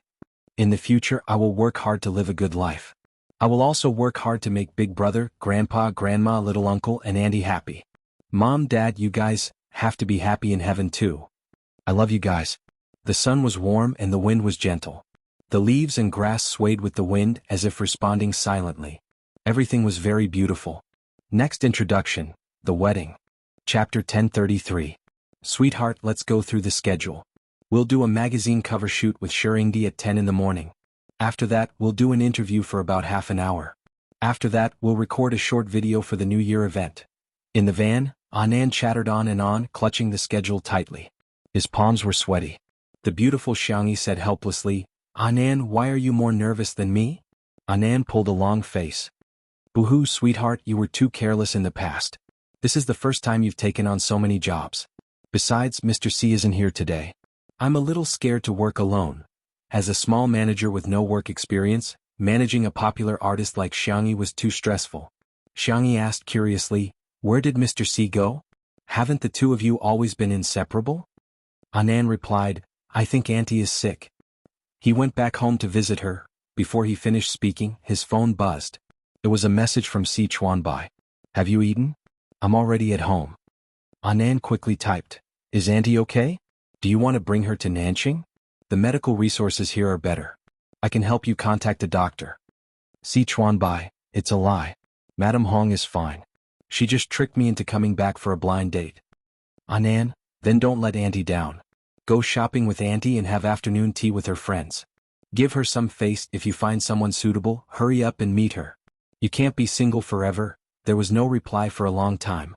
It wasn't until Anand accompanied Xiangyi into the dressing room that he received two strange messages from Mr. C. I didn't want to ask at first, although we've known each other for so long. But it's fine. Do you want me to go? Anand was baffled. Mr. C had always been a very opinionated person. He was highly efficient and made decisions swiftly and decisively. He was completely different from a procrastinator like him. Why would he come to ask for his opinion? Could it be that a ruthless work machine would be at a loss when faced with relationship problems? Anand pressed the voice button and said, Mr. C, I think you should muster up your courage and challenge yourself. I believe that with your qualifications, as long as your blind date isn't too weird, they will definitely be very satisfied with you. Mr. C, let's go. Oliver, give me. This time, Si Chuanbai replied with an ellipsis. Anand stared up and down, left and right for a long time, but he still couldn't figure out the meaning of the punctuation. He was a flunky who had poor reading comprehension since he was young. He was so worried that he scratched his head. There was only one question in his mind. Why was Mr. C like this? Good girl, can you help me take a look at what Mr. C is trying to do? Sure. Xiangyi finished reading their conversation and felt sympathy for Si Chuanbai. What's wrong? Was there some kind of mystery behind it? Or is there a hidden meaning? Xiangyi reminded him tactfully, well, just take it literally.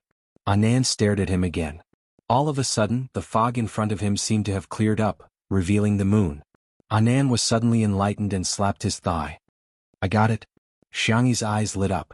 She was ready to be a couple on the spot. However, she heard Anand say confidently, like Sherlock Holmes solving a case. That's a hidden sentence. The first part of Mr. C's sentence is you're an idiot. That's too much. Chapter 1034.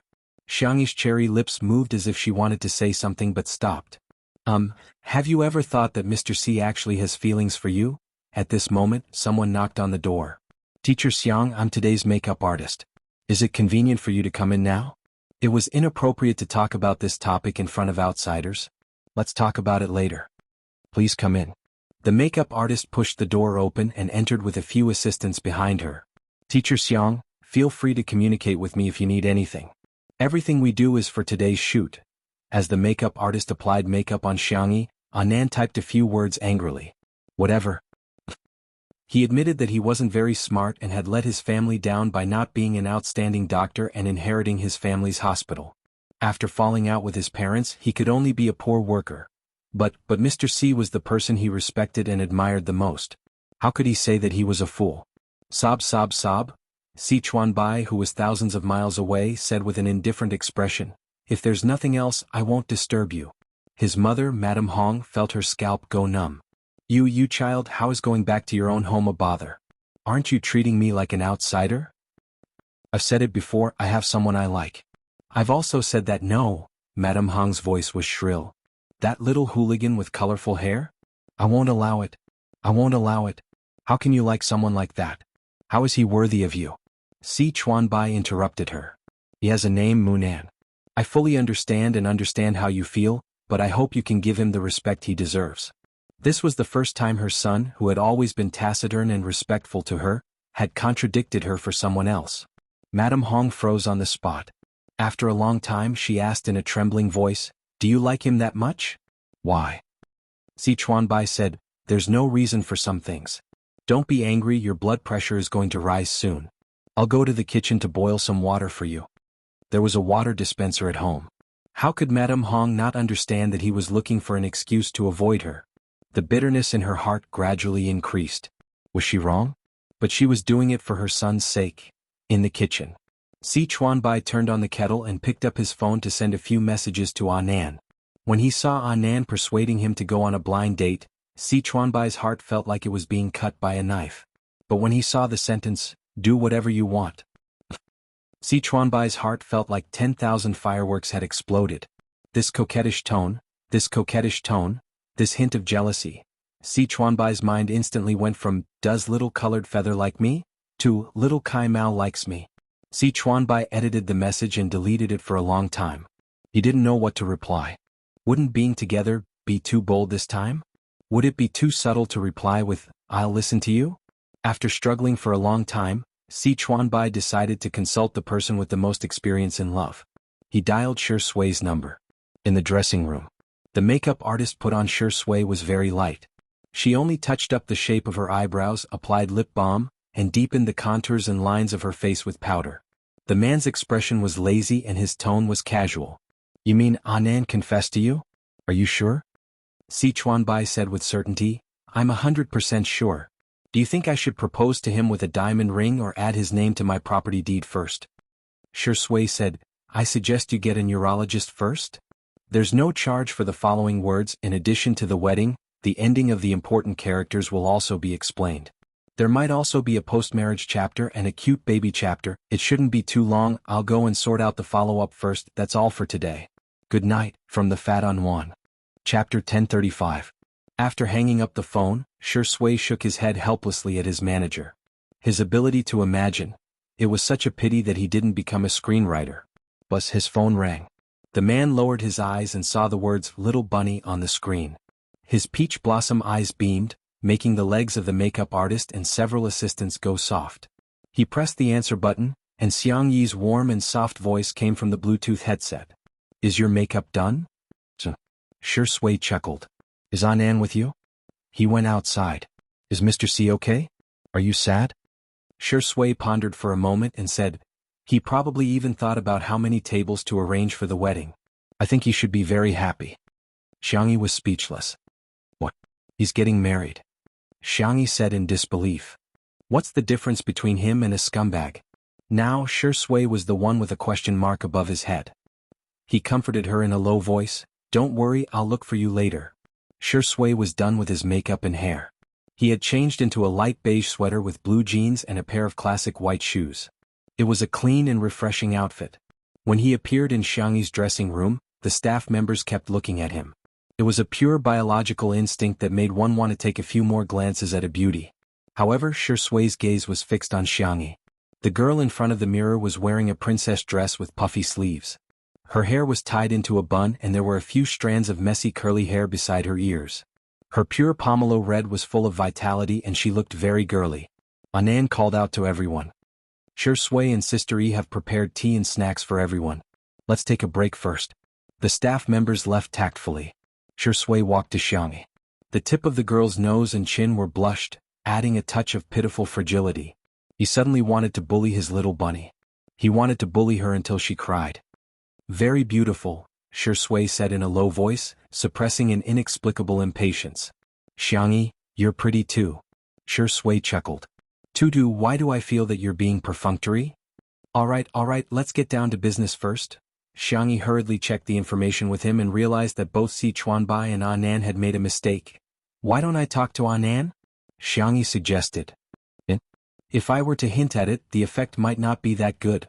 It's better to let the two of them talk about it face to face. That's true.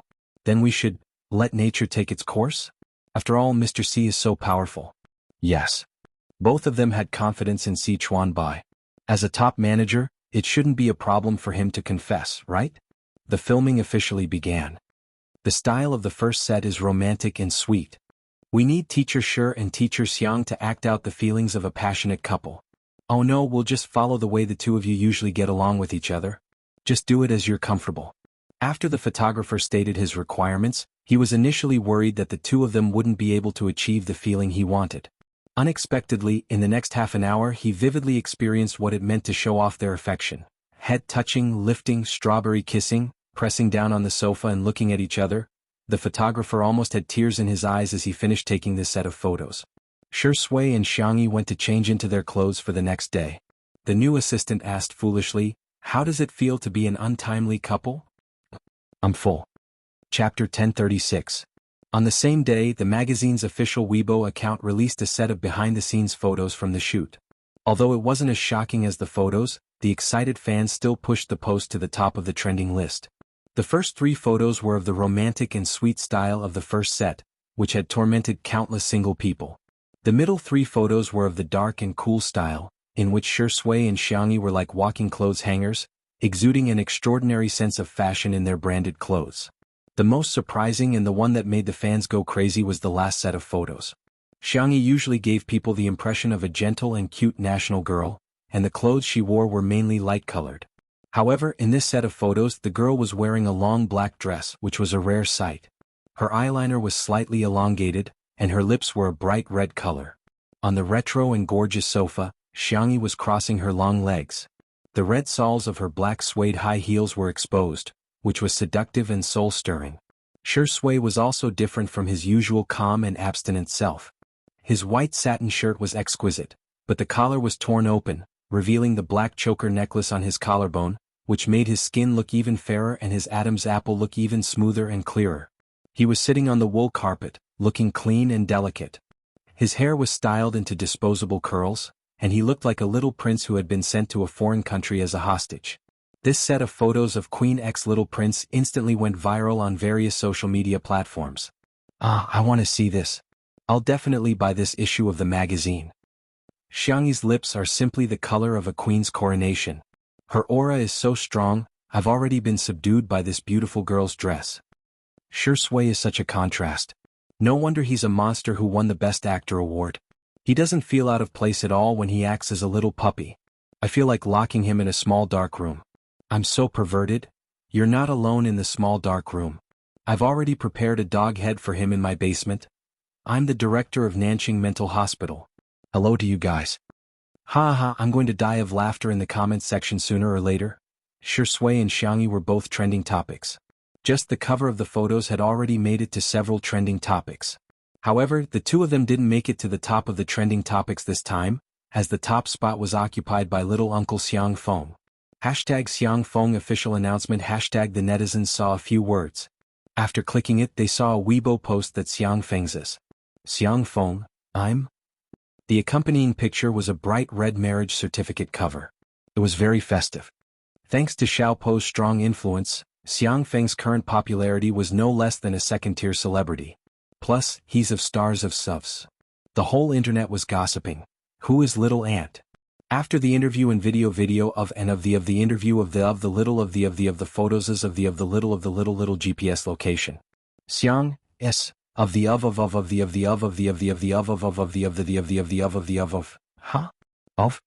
of our little uncle and sister song so efficient? Shi Sui, who was beside her, glanced at it and raised her eyebrows. Should we call her little aunt then? In the villa under Xiang Feng's name. In the living room, Song Qiuqiu was holding a cup of hot tea as he looked at Xiang Feng, who was humming a song in the kitchen while cooking. We the people are so happy tonight, ha. We the people are so happy tonight, ha. Although they did register their marriage, weren't they, in a fake marriage? Why did it feel like Xiang Feng was happier than if they were really married? Was he a fan of the atmosphere? Chapter 1037. When Song Qiuqiu finished her sixth cup of tea, Xiang Feng finally came out of the kitchen with a few plates of dishes, or perhaps they could be called dishes. Song, this is the food I made for you. Although it's a little ugly, I tasted it just now. You won't die from eating it. Xiang Feng looked at Song Qiuqiu eagerly. Song Qiuqiu, what kind of dark cuisine was this? She reluctantly picked up a piece with her chopsticks, but the taste that hit the depths of her soul instantly froze her in place. Xiang Feng was elated. Look, I told you won't die. The next second, Song Qiuqiu ran to the bathroom and vomited. Song. After a long time, Song Qiuqiu finally recovered and lay weakly on the sofa. Xiang Feng anxiously guarded her. I'm sorry, I saw that little Xiangyi's cooking was quite simple, so I wanted to make you a meal myself. It's okay? Song Qiuqiu was so weak that she almost died from that mouthful of food. Let's discuss something. Don't come into the kitchen in the future, okay? That won't do. Song Qiuqiu. I believe that as long as I practice diligently, one day, I'll be able to make delicious food. Song Qiuqiu was about to cry. Then you should eat more. In Xiang Feng's eyes, Song Qiuqiu was looking at him with affectionate eyes, teary eyes, and secretly flirting with him. He felt like a deer in his heart had a concussion as he said affectionately, I understand your intentions, I understand all of them. Song Qiuqiu? What the hell do you know? She took a deep breath and tried to sit up so that the conversation between the two of them could be more formal. Xiang Feng, we're in a fake marriage. I know. I've signed the premarital property notarization, the fake marriage contract, the 100 clauses of the cohabitation contract, and the divorce contract after 2 years. I've signed all of them. Quick, think if there's anything I missed. Song Qiuqiu hesitated for a moment and asked, why aren't you angry about signing these? The two of them were childhood sweethearts. Outsiders had only seen her beautiful, sweet, and decent appearance.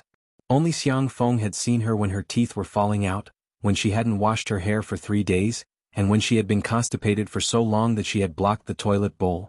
She suggested a fake marriage because she had no other choice. She hadn't expected Xiang Feng to agree so readily. She was paranoid, so she made Xiang Feng sign a lot of documents. If it were another man, he would probably be angry, right? But Xiang Feng always granted her every request without a word of complaint. Xiang Feng scratched his head. What's there to be angry about? You don't feel safe, so as a man I should give it to you. To protect my own interests, I think this is what I should do. What's more, you're nothing. I'm already used to being bullied by my elder sister and my eldest, second, third, and youngest nephews. Song Qiuqiu was so touched that she held back her tears. Then you don't have to deliberately put on an act and act so happily. You even posted something on Weibo. When we get divorced in the future, you'll have to delete it. I didn't put on an act. I posted it on Weibo because I wanted to. Xiang Feng chuckled. When I think about how I'll be able to see you every day for 2 years, I'm especially happy. I'm with the person I like, even if it's a fake marriage, I'm really happy. Song Qiuqiu was dumbfounded. You like me? Xiang Feng was also dumbfounded. You don't know? At the same time, a large number of anti-fans appeared under Shi Sui's Weibo. Chapter 1038. Shi Sui, Uncle Xiang is already married. What about you? Shi Sui, Brother Tinyu's neighbor's mother-in-law's nephew's cousin is already married. What about you? Shi Sui, are you impotent? Shi Sui, you're impotent. After clicking on the accounts of those anti-fans, they would discover an interesting phenomenon. They were all fans of Shi Sui's sister, who was also Shi Sui's fan. Countless netizens came to watch the show, and they were simply laughing their heads off in the comments section. Shi Sui's sister was definitely the most anti-fan in the industry. 1 fan is better than 10 anti-fans. Indeed is true. At the same time, the fans of the couple were also worried sick. Is untimely couple getting married today? No. As long as they don't get married, they're still one step away from attaining a positive outcome. Hence, in the comments section, it was like a large-scale wedding urging, I'm from the Civil Affairs Bureau, I came here myself. I'm willing to be a vegetarian for the rest of my life. I just hope that untimely couple will get married on the spot.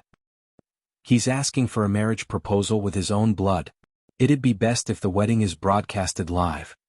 However, regardless of whether it was urging them to get married, criticizing them, or making fun of them, they all ended up in the same place.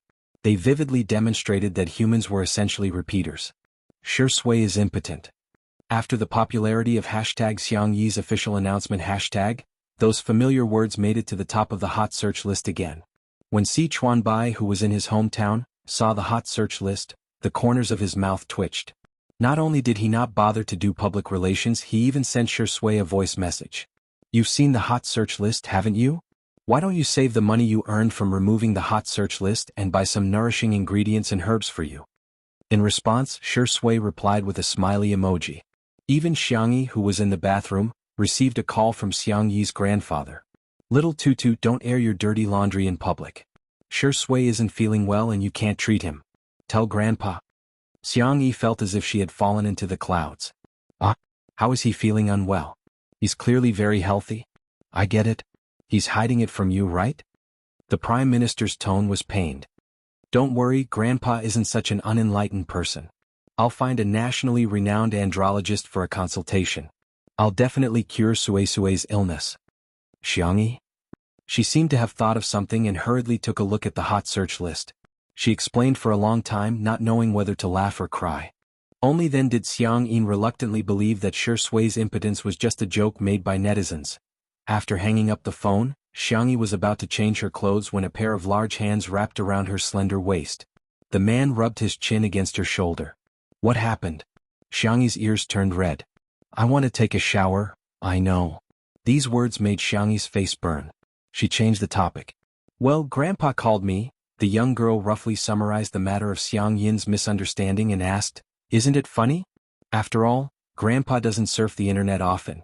Sure Sui fiddled with her soft hair, and his handsome face was glazed by the lights in the bathroom, making him look like a refined scum. Is it funny? Of course. Before she could finish her sentence, her lips were slightly warm. Xiang Yi was stunned for a few seconds. Don't you think it's funny? It was another warm kiss. Xiang Yi didn't know what was going on. It's just very funny. This time she was carried to the sink where her back was pressed against the mirror. Xiang Yi finally realized the danger. The man was smiling and she could feel his breath on her face. Don't you know best whether I can do it or not? He enunciated each word clearly and raised his voice at the end. Little rabbit. Chapter 1039. The next day. By the time Xiang Yi woke up, it was already past 10 in the morning. She rubbed her eyes sleepily, turned over lazily, and saw Sure Sui by the window. The man was flipping through a stack of scripts, and there was a cup of hot coffee beside his hand, which was still steaming. His white shirt was buttoned up to the top, and he looked refined and restrained. Little did she know that under the white shirt was the mark she had left on his slender neck last night. Thinking of some absurd and messy memories, Xiang Yi raised her hand and pulled the quilt up, trying to cover her head. Sure Sui's deep and magnetic voice sounded in the bedroom. Tutu, you're awake? Do you want to eat breakfast? Xiang Yi instinctively said, I'm not awake. Xiang Yi covered her face with the blanket in embarrassment. What kind of behavior was this? It was too embarrassing. The room was silent for a few seconds. The man walked to the bed and tucked her in. He smiled and said, Then sleep for a while more, okay, baby? After a while, the girl's muffled voice came from under the blanket. Don't call me baby. Then what do you like me to call you? Were you satisfied with the way I called you last night? Xiang Yi recalled his hoarse voice last night, his soft moans mixed with desire. His whole body was like a piece of fried glutinous rice that was charred on the outside and tender on the inside, making sizzling sounds. I am asleep. The behavior of deceiving oneself X2. Sure Sui pulled the blanket down a little so that the little bunny could breathe smoothly. He kissed the girl's delicate eyebrows gently. Go to sleep, baby. We'll set off when you wake up. On the internet. When the netizens woke up, they realized that the trending topic had finally changed from hashtag Sure Sui can't hashtag to a new topic. Hashtag honeymoon variety show. Hashtag oh wow, which artiste in the industry is going on a honeymoon? Everyone clicked on it. Lee Jinyu v. After several months of preparation, the newly planned travel episode of Two Under One Roof is about to start recording. This time it will be in the form of a short love documentary. The guests will still be Shui Xiangyi. Beep beep beep, we're setting off now. Rabbit plane, what the hell? Did Xiangyi and Shui finally have a new variety show? In the comments section, the fans were already crying tears of joy. Official dog abuse is the deadliest. Sisters. Rounding it off, this is the honeymoon variety show. We must support the honeymoon trip of the two newlyweds. Son, tell me which website you posted the video on. I'm going to become a member. Director Lee is best at beautiful and sweet styles. Director youthful heart plus top popularity plus stunning beauty. This is simply the strongest idol drama team in the country. How can I deserve this? Oh. Half a month later. The first episode of the travel episode of Two Under One Roof was released on Xinchen Video. Before the broadcast, some netizens were pessimistic, saying that Lee Jinyu, Shui, and Xiangyi were too eager to make use of Two Under One Roof to make money and were treating their fans like sheep. However, the day the video was released, it gave everyone a slap in the face. This time, there was no need to become a member of the variety show. It was free to stream. The entire internet was in an uproar. The netizens who were pessimistic were dumbfounded. What's going on? Is this a charity? However, after clicking on the video, everyone realized that it was indeed a short documentary. Each episode was only about half an hour long, which was much shorter than the duration of a typical variety show. Hence, something that made countless variety show directors in the industry jealous happened. A large number of netizens protested, "Please become a member. Please increase the duration." Chapter 1040. There were also many people who directly went to the online customer service of Xinchen Video and asked frowny face, "Why don't I need a membership for the travel series? Hurry up and arrange it, I want to get an annual membership first." Customer service: "Hello dear. We've learned that each episode of the short documentary this time is rather short, so we've decided to stream it for free." Netizens: "Dear, do you think I'm short of money for membership? Please hurry up and upload the exclusive premium long version of the video." Customer service: "Customer service. Okay dear. Your request has been recorded. I'll give you feedback in a timely manner. Please give me a star for my service." At first, there were still some people who wondered if it was some sort of publicity stunt. For example, membership was not required for the first episode, but for the second episode, membership was required. For the third episode, advanced streaming was required, and for the fourth episode, membership was required plus advanced streaming plus a single episode fee. But soon, everyone's attention was drawn back to the content of the short documentary. Although the duration was short, the quality was online and the images were in high definition, comparable to professional documentaries. In the first episode, Xiangyi and Shui went to F-City, the fashion capital. There were two main storylines used in the filming. One was that the two of them went to visit a tourist attraction while the other was 3 meals a day. When Xiangyi began to cook her first Western meal, the real-time pop-up comments were all astonished. "Wow, Sister E knows how to cook Western food? I thought Xiangyi only knew how to cook Chinese food. I didn't expect her to be so good at Western food too. I'm impressed. Truffles, snails, caviar, lobster steak, foie gras. Travel expenses are nothing. This is a real budget explosion." In the video, Xiangyi was wearing the cute little apron that Xiangqi had sewn for her. Every dish she cooked was smooth and pleasing to the eye. Western food had extremely high requirements for the chef's sense of sight, smell, taste, touch, and sympathetic nerves, and Xiangyi happened to be a genius in this aspect. Under the high-definition camera, the ingredients were extremely tempting, regardless of whether they were fried or stewed. The final product was juicy and full of flavor, paired with exquisite desserts and suitable grape wine. Just looking at it was a pleasure. Xiangyi's explanation of how to do it was added later. The editor used double speed and added a long string of flowery words. "Welcome to you definitely won't know how to cook it after watching it. Even if you know how to cook it, you don't have the ingredients. Even if you have the ingredients, it doesn't necessarily look good. If it doesn't look good, it will become a dark cuisine." This program is provided by What Are We Doing Then? I am the host, Zhen, and my partner Yi and special guest Yi and our good friends Ken and Shui. Thank you to I Don't Know What Can You Do for their strong support of this program. Remember our slogan: "I'm handicapped, I'm proud, I'm saving materials for the country." This segment instantly became the highlight of the variety show, poking at the laughing points of countless netizens, and was made into a short video that was widely circulated. Many years later, it was still a textbook existence for variety shows. This is a story for later, so let's not talk about it for now. In addition to Xiangyi's Western food that amazed everyone, the two of them also had a series of similar designs that went viral. Shi Sui and Xiangyi were wearing a series of handmade, custom-made couple outfits that were designed by Xiang Qi and completed with the help of his studio. The price was not cheap, but the stock in the physical stores, official websites, and online stores were all sold out in less than an hour after the program was broadcast. In addition, sports shoes, belts, bags, kitchen utensils, and other similar designs all became popular worldwide. Chapter 1041. On this day, the public once again witnessed Shi Sui and Xiangyi's ability to promote products. It was simply terrifying. Some netizens also noticed that the clothes, shoes, bags, and daily necessities of the two were basically all made in China, except for those designed by Hades. Initially, everyone thought that since Xiangyi had promoted products for many local brands before, those brands should have sponsored Two Under One Roof. However, the local brands soon released statements one after another. Thank you Shi Sui Xiangyi for promoting our local brand of mint toothpaste for free. It's not easy to make a local product, and we'll remember the warmth of today's event. We're donating 1 million yuan to charity, and hope that this warmth can be passed on. Congratulations to the travel segment of Two Under One Roof. At the same time, thank you Shi Sui Xiangyi for supporting our sunscreen umbrellas. Now, our sunscreen umbrellas are not only made in China, they're created by China. Thank you for letting more people know about our sunscreen umbrellas. Today we're donating 990,000 yuan to charity, and we hope that your love will last forever.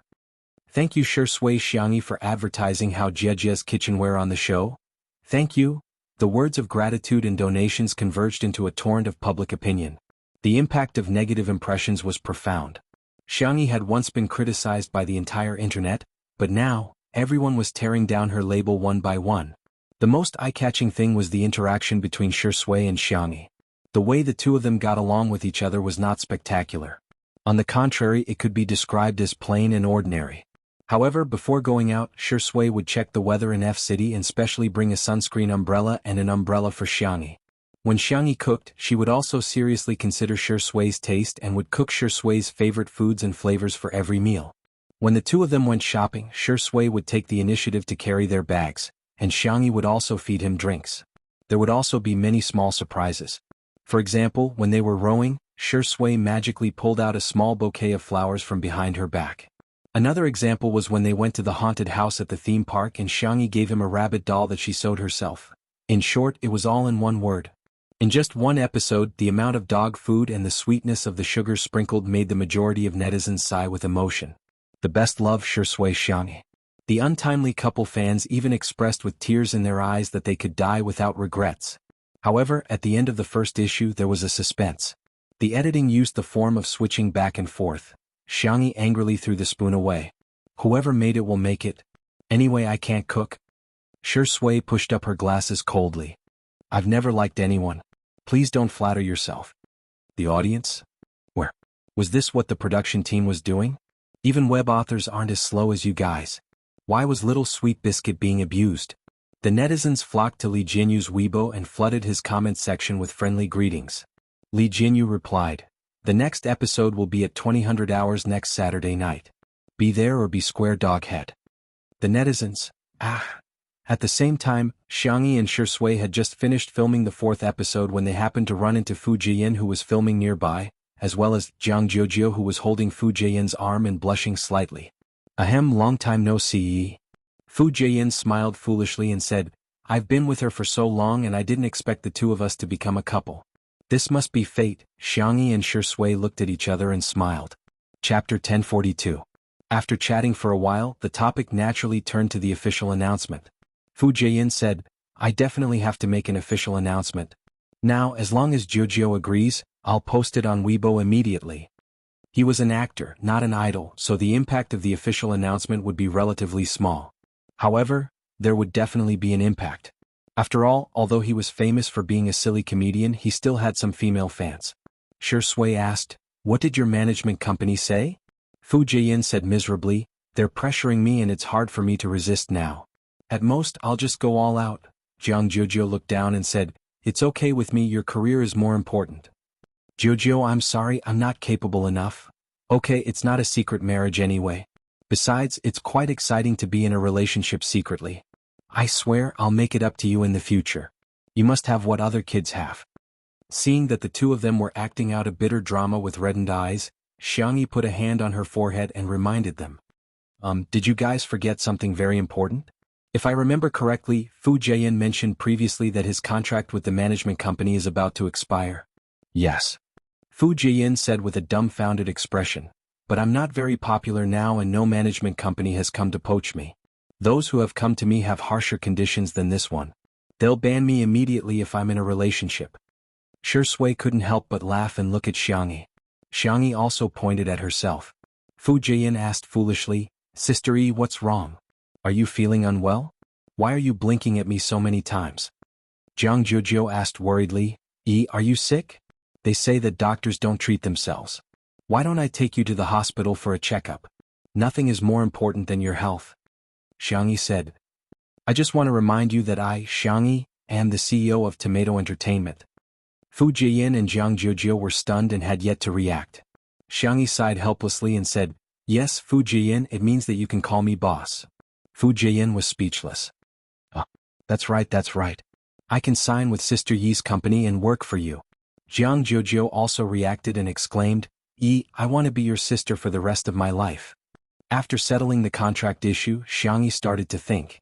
Could it be that falling in love would really cause one's IQ to drop? She hurriedly went online and found a set of college entrance examination math questions that were said to be the most difficult in the country. 148 points. The girl muttered in a low voice, Good, he's not too stupid. After all, second brother always got full marks. Fu Jian and Jiang Jojo were speechless. Are we too bad at studying? Why can't I even understand the questions? Shui came in with afternoon tea. Seeing the little girl writing and drawing with a tablet and pencil, she came over curiously and asked, What are you playing? Xiangyi said casually, Do you want to give it a try? Fu Jian quickly stopped him. Don't. This question is too difficult. After all, Shurindi has never been to university. Jiang Jojo elbowed him and said, He just didn't go to university. He was the top scorer in science for the college entrance examination, okay? Fu Jian muttered, Shurindi has been away from the college entrance examination for more than 10 years. He must have long forgotten all his high school knowledge. She thinks I'm lousy? She thinks I'm old? Shui smiled and said, Shall I give it a try? Xiangyi pushed the tablet to him. Half an hour later. Xiangyi changed the score of the answers. How many points? Jiang Jojo leaned over and exclaimed, Wow, 150 points. Fu Jian was flabbergasted. It turns out that I'm the clown. Chapter 1043. Maybe it's because this set of papers is relatively easy, Shui said in a warm voice. Fu Jian struggled and said, Yes, it might be the capital questions. Jiang Jojo's words shattered his hopes. Wake up, this is the Suchin questions, one of the most difficult math papers in the country. Fu Jian was speechless. Good, I can die with a smile. Smiley face. 3 days later. Fu Jian officially terminated his contract with his agency and signed a contract with Tomato Entertainment on the same day. Tomato Entertainment. Welcome actor Fu Jian to join our family. The artistes under Tomato Entertainment congratulated him one after another. SA7 Jiang Qin. Hello, brother Fu. Lin Jia. Hello, brother Fu. Molly, nice to meet you in the future. The most eye-catching thing was, Rong Huai, welcome. Rong Huai? Is that Rong Huai who once appeared on The Small Cut? Everyone clicked on Rong Huai's identity verification and was shocked.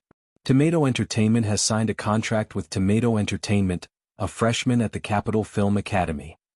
Little Wolf Cub is impressive. He actually got admitted to the Capital Film Academy? The netizens who had seen The Small Cut still remembered the promise between Rong Huai and Xiangyi. After Rong Huai was admitted to the Capital Film Academy, Xiangyi signed him to Tomato Entertainment. All of a sudden, it made people sigh with emotion. Sob, this is so inspirational. Rong Huai really did it. Sister Yi has also signed him according to the agreement. I can't take it anymore, the aftereffects of The Small Cut are too great. I still feel like crying when I think about it. However, there were also people who raised doubts and even went to Xiangyi's Weibo to question her. Are you there? The college entrance examination hasn't started yet and Rong Huai is already a freshman? What a joke. It's understandable that you want to make money by signing artistes, but it's disgusting to fake it like you. I'm also an art student who applied for the Capital Film Academy this year. I can clearly tell everyone that the enrollment process hasn't started yet. How can Rong Hui be admitted?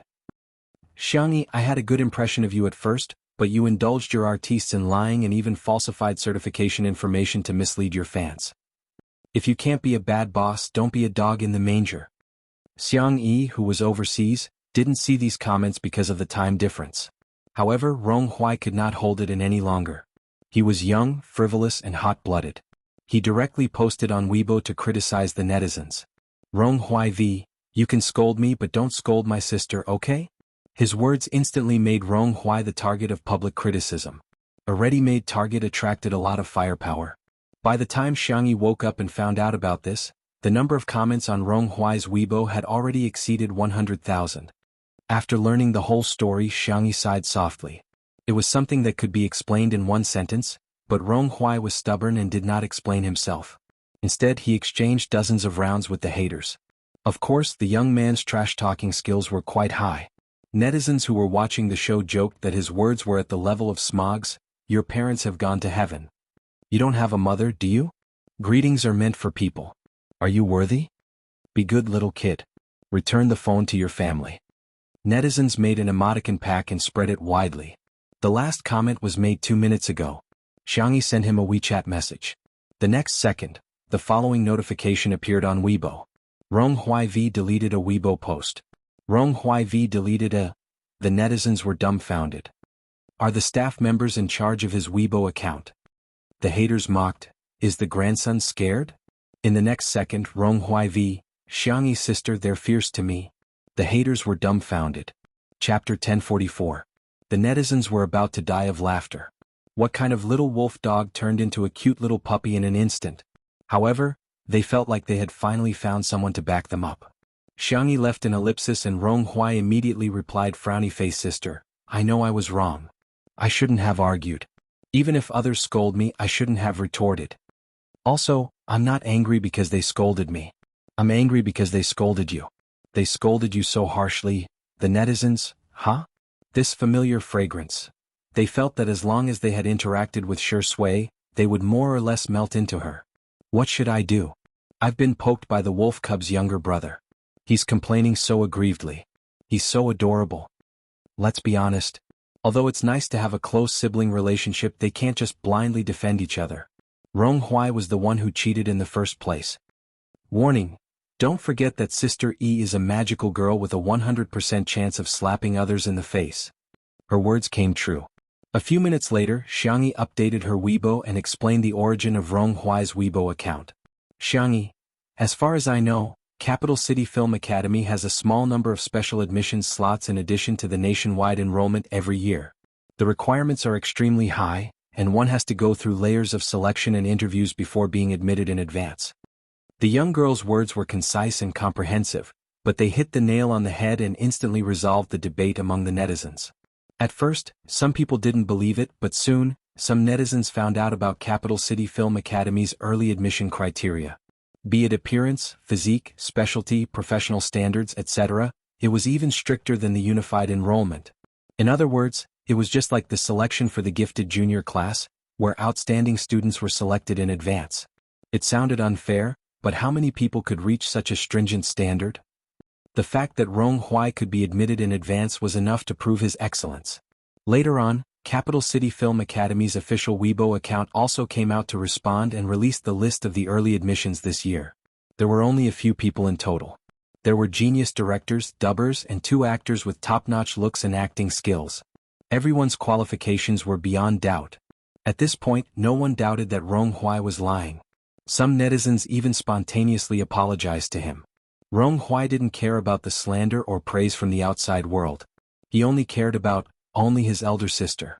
He stared at the phone screen, afraid that he would receive a message from Xiangyi, but he was even more afraid that he would not receive a message from Xiangyi. Ding ding ding, a video call invitation appeared. He held his breath, his fingers trembling slightly, and pressed the accept button. A young girl wearing a floral dress and a straw hat appeared on the screen. Xiangyi waved at him and teased, Rong Hui, you've become famous overnight, haven't you? Rong Hui was obviously a little nervous and his entire body was stiff. Even when he spoke, he sounded like a robot. I'm sorry I've caused you trouble.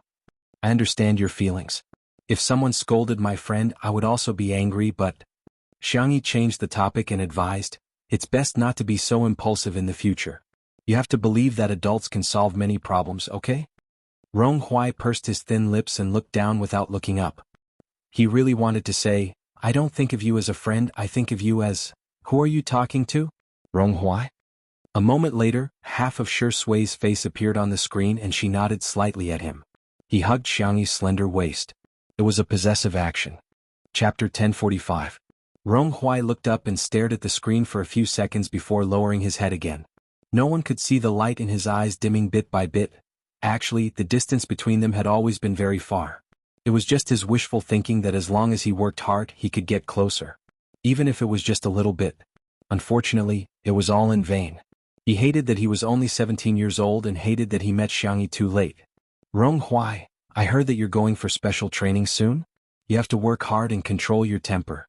Also, there should be a lot of scripts for you in the near future. I think you should focus on your studies. You can take on some dramas that don't have many scenes but have a good cast to hone your skills. The girl's voice was soft, and she was really like a gentle and considerate sister as she instructed Rong Hui in detail. Rong Hui did not speak for a long time and only said one word in a low and muffled voice. Okay. As long as it was what she wanted him to be, he would grow up. Xiangyi seemed to have sensed his subtle thoughts and whispered a few words to Shi Sui. The man seemed to be dissatisfied and narrowed his eyes slightly. His gaze was deep and dangerous as he sized up Rong Hui on the screen. It was unknown what Xiangyi said to him, but Shi Sui left. Before leaving, he even kissed Xiangyi's smooth and fair forehead. It was as if he was declaring his sovereignty. Xiangyi helplessly chided, childish? Those two words instantly caused Rong Hui's world to be in chaos. No matter what, Xiangyi would never say that to him in such a tone. Even an outstanding, mature, steady, and successful man like Shi Sui would occasionally find him childish, let alone him. Rong Hui was extremely dejected and listless, unable to cheer up. Until Xiangyi's gentle voice fell into his ears. Rong Hui, there's someone I like. She did not ask if he liked her, nor did she say that she did not like him. She was gentle, polite, and good-looking. Yet she kept him at arm's length. Rong Hui said hoarsely, I know. Xiangyi, I want to share my view of love with you. It may not be correct and it may not be suitable for you. Just listen to it as a reference. Before you like someone, you have to like yourself first. No one is more important than yourself. For the person I love, I can give, I can sacrifice, I can give everything I have, but there is one thing. You don't live for Tia, you live for yourself. The video call ended. It had been a long time. Rong Hui replayed the conversation over and over again. He secretly turned on the screen recording function of his cell phone. Like a traveler in the desert, he would greedily drink even a drop of water when he saw it. Every sentence was the most gentle but also the most cruel. God knows how many times it was played on a loop. Rong Hui pressed the pause button. *Sike. Don't flatter yourself, I don't like you. A moment later, his eyelashes trembled non-stop. His voice was hoarse and he sounded like he was about to cry. I don't like you that much. The young man fidgeted with his hair and punched the sandbag. The heavy sandbag was knocked away and bounced back. He punched the sandbag again and again. Not only was he venting, but he was also suppressing himself. After he was exhausted, the young man half knelt on the ground, breathing heavily. Patter? There were water stains on the floor. I like you. But that's all I like. He seemed to have convinced himself. I can do it, right? In the empty room no one answered. It was as if the young man's worries had finally been buried. Chapter 1046. At the beach. Xiangyi pressed down on the brim of her straw hat and found Shi Sui. The man was building an excavator? Was it a man's nature to play with sand and excavators? Xiangyi praised, wow, so cute. Shi Sui looked up, his peach blossom eyes smiling gently behind his glasses. Do you want to play? Yes. Then Xiangyi watched as Shi Sui pushed the excavator over. Xiangyi was speechless. The man looked at her with a faint smile and did not say a word. But there were 4 words written on his handsome face. I'm not letting you play. Bunny couldn't help but tremble. I'm just teaching him how to love someone properly. Besides, I think I'm overthinking. Maybe he just likes chicks and doesn't like you at all. No, the way he looks at you is the way a boy looks at a girl, Shi Sui said firmly. Xiangyi blinked and hooked her fair arm around Shui's neck. Then what's the way you look at me? At this moment there was a crazy cough from the side. Ahem. Of course it's the way a man looks at a girl. Xiangyi's face burned instantly. She let go of Shui at lightning speed and widened her eyes when she saw the large group of staff around them. Li Jinyu was about to pass out from trying to hold back his laughter. Sister Yi, I told you last night that we're going to the beach today to record a scene. Xiangyi pretended to be calm. Okay, let's start then. Okay, everyone get ready and start recording. But, the two of you have to be careful. Otherwise you won't pass the audition. Even if you pass, I'm afraid the fans won't be able to take it. Xiangyi was expressionless as she sprayed the sunscreen spray. Unfortunately, it couldn't cover the redness from her ears to her neck. Shui reached out his arm. Tudu, I want some too. Xiangyi stared at him. Xiangyi looked away. Epsilon, I'm not going to spray for you. The overseas recording was in full swing, and Xingqian Video released the second and third episodes one after another. In the second episode, Shui and Xiangyi went to the snow mountain in D-City. The girls made sushi, tamakoyaki, and homemade hot pot. They ate at the top of the snow mountain with Shui and enjoyed the scenery, which made the tourists jealous. Netizens also expressed that if they met Shui or Xiangyi during their travels, they would definitely shout, Sister Yi, don't be ungrateful. Don't force me to kneel down and beg you to give me a bite to eat.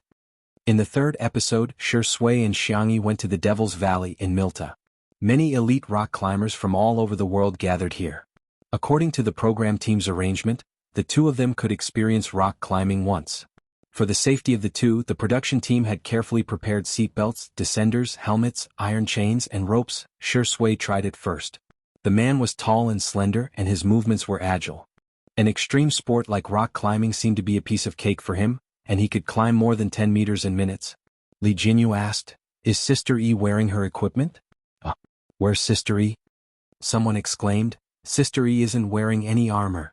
She's climbing with her bare hands. The scene was in chaos. The audience could feel the camera shaking and their hearts were in their mouths. Fortunately, it didn't take long for the camera to return to normal and everyone could clearly see Xiangyi climbing. Oh no, is this rock climbing? Why is she climbing so fast with her bare hands? Even the monkeys in Devil's Valley can't climb as fast as her. The girl climbed to the top and stood at the top of the mountain, asking in confusion, Why aren't you guys up yet? Chapter 1047. She was wearing a portable camera on her forehead, and from her perspective she looked down at the production crew and the others at the foot of the mountain. Didn't they say that there was a sightseeing elevator nearby? The production crew was speechless. Sorry, we're still waiting in line for the sightseeing elevator. The netizens who had seen this episode laughed wildly as they spammed the bullet screen. Sister E, rock climbing, isn't it enough as long as you have hands?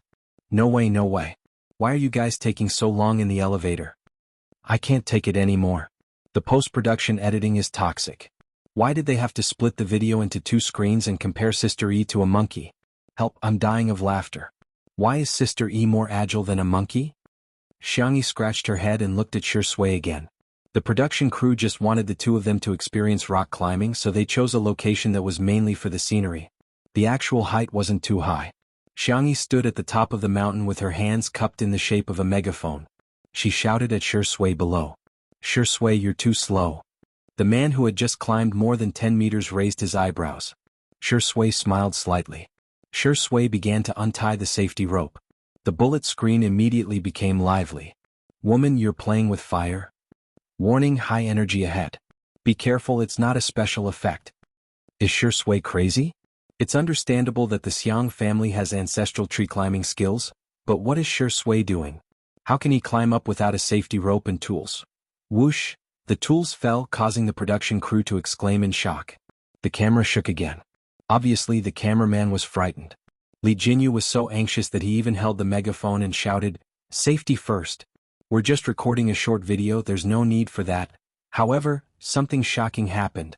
Shui, who was climbing barehanded, was actually faster than with tools. The man used both hands and feet to climb up the uneven rocks like an agile and powerful cheetah in the jungle. It was as if he was leisurely strolling in the jungle and patrolling his territory. The production crew was speechless. Li Jinyu looked sullen. Forget it, remember to mark this part with the words dangerous operation. Do not imitate, in the post-production. Later, he mischievously typed 2 words on the screen. Okay, then it was written in red and bold as if it was a small advertisement on the street, filling the entire screen. Dangerous, dangerous F** king. Please, do not imitate. Netizens complained in the bullet screen. Is this something I can imitate just because I want to? F***ck, I love sharing these stamina. I thought he was weak, but I didn't expect him to be as fast as Sister E when it comes to rock climbing. Look at the muscular lines on his forearms, the hem of his shirt fluttering in the wind, that inverted triangular figure, he's so boyish. A moment later, Shui climbed to the top of the mountain and stood side by side with Xiangyi. The camera they were wearing didn't have high resolution, and the blue light was blurry. However, Shui's smile was still very attractive. Slow? The audience. A car, it's a car. Xiangyi was completely unaware of the approaching danger. It's all right. Just all right? Shui asked with an ambiguous meaning. Xiangyi thought he was asking about the climbing speed, so she said frankly, it's all right, my big brother is better than you. His climbing speed with his bare hands is twice as fast as yours just now. Shui sneered. The girl looked down curiously. Why aren't they here yet? The production crew, because we just got on the sightseeing elevator. The post-production caption was full of tears. Monkeys can't compare to you too, but we can't compare to monkeys. Chapter 1048. Amidst the laughter of the audience, the episode ended. The ratings for the travel section on Demi's website were also getting higher and higher. On Demi's website, the maximum score was 10 points. 1 to 4 points was the worst of the worst. 5 to 7 points belonged to the average level.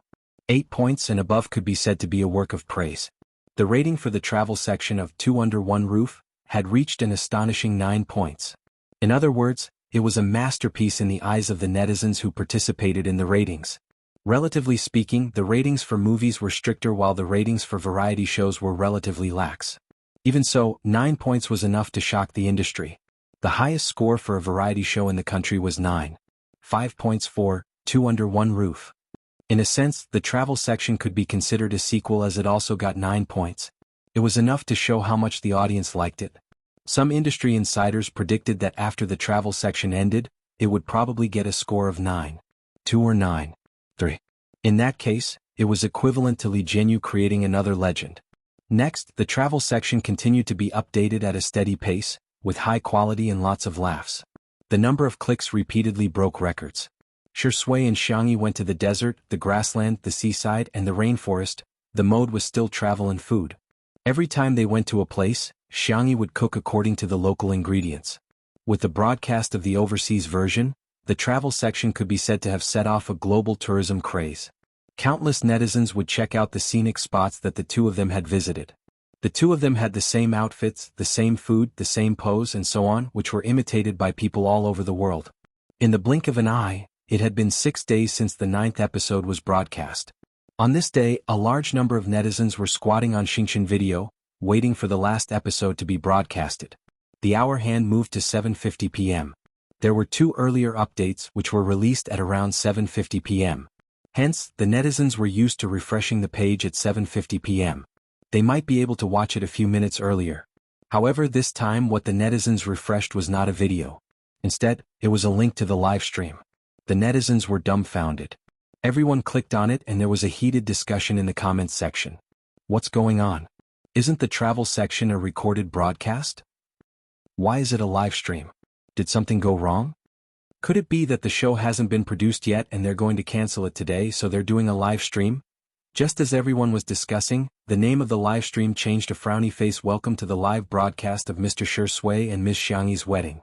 The live stream seemed to lag and no one spoke for a long time. A few seconds later, the live broadcast room exploded. Wedding? Live broadcast marriage? This must be fake. How is this possible? Meanwhile, on a small island, it was still daytime because of the time difference. In the dressing room, good boy. Jiang Jiujio, Su Tumi, Mo Feifei, and other Xiangyi's close friends were all there, all dressed in pink bridesmaid outfits. In the middle of the crowd, Xiangyi looked up. Her delicate and fair face looked even more radiant after the bridal makeup. Sorry, can I have a word with you alone? Anan stammered. Jiang Jiujio pursed her lips and said, hurry up then, the wedding is going to start soon and it's going to be live-streamed. Okay. The 3 bridesmaids left. Anan, who was wearing the best man's outfit, spoke incoherently. I've been confessed to. No, I have a friend who has been confessed to. Chapter 1049. Meow. A furry little head popped out from behind Xiangyi. Xiao Naofu took the first plane ride in its cat life. Oh no, tiger life. It was dizzy for a long time and had been sleeping beside Xiangyi for most of the day. But when it heard the gossip, it was no longer sleepy. Anan didn't know that Xiao Naofu could understand human language, so he poured his heart out to Xiangyi in front of it. It's just that Mr. C. Ahem, not me, it's my friend. No, it's not Mr. C. It's my friend A who confessed to my friend B. Yeah, that's it. Xiangyi had been putting on bridal makeup and hair for a few hours, so she was a little lazy at first. But when she heard Anan's big news, her gaze immediately became the same as Xiao Naofu's. One person and one cat stared straight at Anan. Oh, I see, back to half an hour ago. Anan received a video call from Old Master C. After a few sentences, Old Master C began to reprimand him. Why are you fooling around outside every day? How can being a manager be a proper profession? Everything is inferior, but studying is the best. Among all studies, the best is to study medical books and become a doctor. Anan felt wronged. Grandpa, I'm dizzy with blood, needles, and internal organs. I can't bear to read medical books, I get a headache just by looking at them. I really don't have the talent. Nonsense. Your parents are both medical students from famous universities. Why can't you do it? Your parents are so outstanding, so you must be outstanding too. Anan opened his mouth, feeling somewhat helpless. Oh, was he daddy and mommy's child? In fact, he wanted his parents to have a smart, outstanding, and brave child more than anyone else. Not someone like him, stupid, mediocre, and cowardly. He also wanted to tell Grandpa that the best parents in the world could give birth to smart children, but they could also give birth to stupid children like him. However, he didn't dare to say it, and Grandpa never gave him the chance to. Anan lowered his head and listened obediently to Old Master C's lecture. After criticizing for more than 10 minutes, Old Master C's mouth was dry, so he picked up the teacup and drank some water to moisten his throat. Anan heaved a sigh of relief, thinking that today's torture was over, but he didn't expect Old Master C to start the second round. Look at your hair. They were colorful. Was that the color of a normal person? Also, he's a boy and doesn't look like a man at all. A man must be masculine. Get your ass back here. I'll arrange for you to go to your military medical academy for training. Anan's eyes grew redder and redder, but the more he didn't dare to resist, the angrier the old man became. In the end, he even used personal attacks. If you keep crying, don't come back to this house. Don't acknowledge me as your grandfather. Our Mu family will pretend that there was never a trash like you. At this moment, Anan's phone was taken away. Mr. C. Si Chuanbai held the phone and said in a neither servile nor overbearing manner, Hello, Grandpa Mu. I'm Anan's colleague. Please allow me to say a few words for Anan. Maybe he's not the best manager, but he's definitely the warmest. Occasionally he will be negligent or inadequate, but he has a meticulous and passionate heart. He is a person who truly works hard for his career. I believe that what you said today was all out of anger, but please don't hurt Anan like this again. After a pause he said, You don't want him, I want him. Chapter 1050. With that, Si Chuanbai decisively hung up the video call. Anan's eyes widened. How could Mr. C be so calm and decisive? Boo-hoo, he never dared to hang up on his family. Si Chuanbai turned around and their eyes met. Sorry. Both of them spoke at the same time. Si Chuanbai pursed his lips. You go first. That? I'm sorry to have caused you trouble again. Also, I'm not as good as you say. I know that I can't compare to you in terms of workability, and I can't help my good girl, Xiangyi with her resources. It's only because she doesn't despise me that I can make a living. Anan's voice was as soft as a mosquito's. He was obviously feeling inferior. Si Chuanbai frowned. No, you're very good. You're very capable and you treat your artists with sincerity. You're definitely qualified to be a manager. Later on, Mr. C said a lot more. Anan couldn't remember clearly. He only remembered that he seemed to have cried. He heard a soft sigh above his head, followed by a warm hand caressing his head. Si Chuanbai rubbed the little colorful fur on his head and said in a serious tone, Since you like me and I like you, why don't we get married? Anan looked up. Huh? Don't worry. Although I don't have much assets, I only have a few properties in South City and a building. I'll add your name to each property. If you like to work, you can work. If you don't, you can collect rent. I'll take care of all the household chores. As for cooking, I've already signed up for a training class. Now I can make basic home-cooked dishes. Wait. Anan interrupted him, his voice trembling. Are you talking to me? What else? Is there a second person here? Anan held his breath. Anan's vision turned black and he almost fainted. No, this can't be true. Anan closed his eyes, counted from 1 to 99 and opened his eyes. Si Chuanbai's strict and cold face was still in front of him. Anan slipped away without any hesitation. Si Chuanbai took 2 steps forward and paused. Could it be that he had misunderstood something? This is the story of my friend A and friend B. Anan braced himself and finished the story. Xiangyi hugged Xiao Naofu, and the cat and human nodded in unison. I understand. So it was Si Chuanbai who confessed to Anan, but Anan was too flustered and didn't respond. Anan mumbled, Then do you think my friend A and friend B should be together? Xiangyi said with a smile, That depends on you. Did little darling discover something? It depends on how you persuade your friend. If one truly liked someone, then age, gender, family background, and IQ were not the biggest obstacles. What's important is whether or not the two of them can walk down this path with determination and tolerance. Anan, I don't know about that either, Xiangyi. Then you can tell your friend. If you don't like it, you don't have to force yourself. Communicate with him properly and we'll still be friends. Anan was in a daze for a long time before he said softly, What? I like her? Unrequited love was the most humble form of love. The person he liked was as unattainable as the moon. Therefore he had hidden his love for her in the most unknown corner of his heart. But now the moonlight shone in. Before Xiangyi could speak, Xiao Naofu jumped off her lap and kicked Anan in the face. Hurry up and be with this hoo-hoo, meow. Anan woke up from his dream and ran out without looking back. He wanted to climb up that ray of light and land on the one and only moon in this world. P.S. Sinan's story can't be written anymore. There are quite a lot of restrictions now, so let's just assume that the two people in the story are happy and fulfilled. Good night. Chapter 1051. Looking at Anan stumbling but running forward without hesitation, Xiangyi's eyes curved into crescents. They were a perfect couple. Oh yeah, and even Xiao Naofu couldn't help but exclaim, You're making me anxious. Meow meow. Although it could speak human language, it still couldn't help but instinctively roar like a tiger. Xiangyi rubbed the back of its neck a few times and teased. Xiao Naofu, have you gained weight again? Why do you feel like you've gotten heavier? No. Xiao Naofu was extremely guilty. It just ate an extra can of cat food, 2 bowls of cat food and some dried fish every day. Besides, little white tiger was the one who fed it, not the other way around. It was as good as not eating at all. Stupid woman, you're really bad at math. Really? Xiangyi was very puzzled. Ever since she and Shi Sui started filming the show, they had entrusted Xiao Naofu to Xiang Yi's grandfather.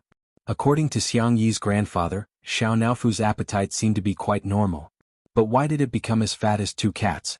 Its V-shaped face turned into a small round face, then an oval face. Could it be? Xiangyi squinted. Someone fed you? Xiao Naofu's fur immediately stood on end. Lord Hu didn't feed me. They looked at each other. Xiao Naofu pretended to be innocent. Meow meow, it didn't say anything.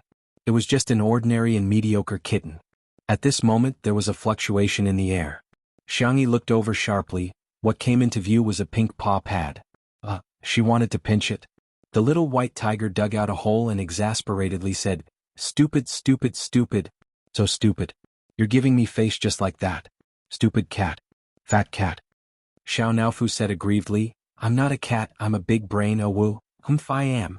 Me too. Look at that ignorant face of yours. Now I will let you see this hoo-hoo's true body. What is a real brain? Big old axe. Cough big tiger.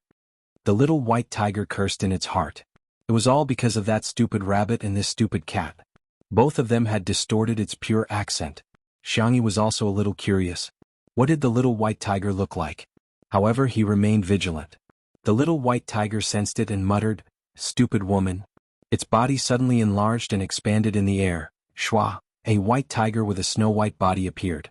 Its fur was soft and lustrous and it danced without any wind. It was majestic and awe-inspiring with a hint of sacred aura. When he opened his mouth again, even his voice had changed from a childish one to a deep and powerful one. Fat cat, do you know how powerful this hoo-hoo is now? Wow! Xiao Naofu's pure cat eyes were filled with yearning. Woo, this is what I want to be. Xiangyi felt a sharp pain in the depths of her brain, and her face turned slightly pale. Fortunately, her willpower was astonishing, and she didn't show any abnormalities. The sharp pain lasted for about a few seconds, and a few blurry images flashed past, like incomplete fragments. However, among those fragments, the figure of the white tiger gnawing on a carrot appeared. Pudgy, the white tiger in the air shook and shrank back to its original size like a deflated balloon. It looked at Xiangyi in shock. How could it be her? Could it be that this is the price Lord Shui had to pay for giving up everything back then? After a moment, Xiangyi returned to normal and probed. Do you want to eat carrots? It wouldn't be too much to bribe Xiao Naofu to find out the whereabouts of his good friend, little Shiji, right? Chapter 1052. Little White Tiger exclaimed sternly, I'm not eating. A few minutes later, Little White Tiger munched on the carrot, enjoying it more than a rabbit. If you have any questions, just ask. I haven't eaten carrots in a long time. These carrots are so fragrant. Xiangyi asked, how's little Shiji? I remember that it's almost done with the mission and has enough points. Although it had a cheat, that guy was really hardworking and had been on the verge of death several times. However, it had finally accumulated enough points and it was double the points. Did it get hurt? Did it have enough to eat? Did it get bullied, meow? Xiao Naofu asked anxiously. Little White Tiger said in frustration, stupid cat. I'm the one who feeds you every day. Atrocious. Why does it care so much about that stupid lion? Xiao Naofu couldn't be bothered about being called a cat. It asked with tears in its eyes, can I see it again? Little White Tiger said, you can, but it won't remember you by then. According to the rules, it can retain its memories after being reincarnated as an animal, but it just had to be reincarnated as a human this time. Xiao Naofu was stunned. Xiangyi frowned too. Will it forget everything? Of course, even if it remembers, it'll only have a few memory fragments at most. Or if it sees you, it might have a sense of déjà vu. Xiangyi and Xiao Naofu both fell silent. Little White Tiger swayed its legs in the air, thinking, beg me. If you do, I'll consider letting you in through the back door. However, after waiting for a long time, wah! Xiao Naofu pounced into Xiangyi's arms and sobbed. Xiangyi stroked its little head and sighed softly. She thought of something and looked at Little White Tiger. You still owe Xiao Naofu a chance to reincarnate. The Little White Tiger grinned. I remember. Originally, it could only reincarnate into a white tiger as handsome and charming as me. But that stupid lion also helped it earn some points. What do you mean? Xiangyi guessed and her heart sank. It means that it can also reincarnate as a human, but, like little Shiji, it won't have any memories. Xiao Naofu sobbed, I won't reincarnate. I don't want to be separated from this stupid woman. If you don't want it, you can only live for 10 or 20 years as a cat. Sooner or later you will have to separate from her. Xiao Naofu was at a loss. What should it do? At this moment, Xiangyi's gentle and quiet voice sounded. Xiao Naofu, give me your paws. Xiao Naofu didn't know what was going on, but it had complete trust in Xiangyi and extended its little paw towards Xiangyi. A soft, furry ball. He held the girl's fair and delicate hand. I believe that we will meet again one day. Even if you and little Shiji have forgotten about me, I'll still be able to tell you apart from the crowd. Trust me, okay? The Little White Tiger watched this scene with interest. Where did her confidence come from? Xiao Naofu was touched and sobbed. But I don't want to be separated from you. Xiangyi smiled and said, let's pinky swear it's a deal, okay? The two of them hooked and the Little White Tiger said, Xiao Naofu, come with me then. I'll take you to reincarnate now. Don't worry, I'll definitely reincarnate you into a happy, rich, and pampered family. As for little Shiji, I'll just throw it away. As it spoke, it stole a glance at Xiangyi. This stupid woman didn't discover anything, did she? Chapter 1053. Xiao Naofu nodded foolishly with tears in its eyes. However, Xiangyi said, let's wait for a while. It won't be too late to go after the wedding. Xiao Naofu, aren't you going to be my flower boy? Xiao Naofu meowed. Yeah, I almost forgot about the important thing. Little White Tiger secretly heaved a sigh of relief. Good that you don't know. Feeling guilty, it coughed and said, Little Shiji has enough points anyway. Forget it, since Fat Cat is so pitiful, I'll let it be the flower boy too. It then began to dig a hole in the air. Wait for me, I'll be back soon. Xiangyi was dumbfounded. Is it that kind? It can't be that. It's here to make up for it because it's guilty of doing something bad, right? At the same time, the livestream of Xiangyi and Shi Sui's wedding had already become a hot topic on Weibo. It was followed by the word, explosive. It had also become a hot topic on various overseas social media platforms. It was no exaggeration to say that it had caused a sensation on the internet and even around the world. In the livestream, the number of viewers increased from a few million to tens of millions. This time, the entire technical department of Xingchen worked overtime and even invited many god-level experts to help stabilize the situation. If it were any other livestream website, the livestream would have collapsed. In the livestream. Hello everyone, I'm your dear Xiao Yuyu. Li Jinyu waved at the camera with a radiant smile. The audience began to criticize him. Good boy, mommy's good boy. I'm yelling, son, don't come out and embarrass yourself, okay? Hurry up and take a picture of Sister Yi and Shi Sui. Take a picture of the wedding. You'd better take a picture of the bridal chamber and send me a copy. Li Jinyu didn't care about the teasing in the livestream, which was actually quite rare in the industry. Many artists were eccentric and stubborn, and Li Jinyu, who could get along well with netizens, was an exception. Okay, Xiao Yuyu is disgusting. Xiaoli, will that do? Li Jinyu seemed to be helpless. Today Xiaoli will bring you guys to watch the wedding of Shi Sui and Xiangyi. Let everyone experience what it feels like to be a couple on the spot. Dang, this is the main venue of the wedding. The camera turned at the right time to show the scenery. The architectural style was like a church, and the interior was romantic and fresh. The main colors were white and pink. Flowers were flown in by air everywhere. It was like a sea of flowers. Just the floral design alone had shocked countless people. Professionals? What kind of godly design is this? This color scheme, this flower arrangement, this design, this combination. There were at least dozens of flower materials. Many of them were rare breeds. How much money would that have cost? Ordinary netizens? F***CK. It was F***King beautiful. In front of the screen, the netizens frantically took screenshots. When the camera panned to the audience, everyone from the Xiang family was there. Everyone's hands that were taking screenshots sped up. This whole family was too good looking. Especially Madame Xiang. Her temperament made everyone realize what it meant to be a lady from a respectable family. She was the daughter of a socialite. However, some netizens also noticed that there was an empty seat.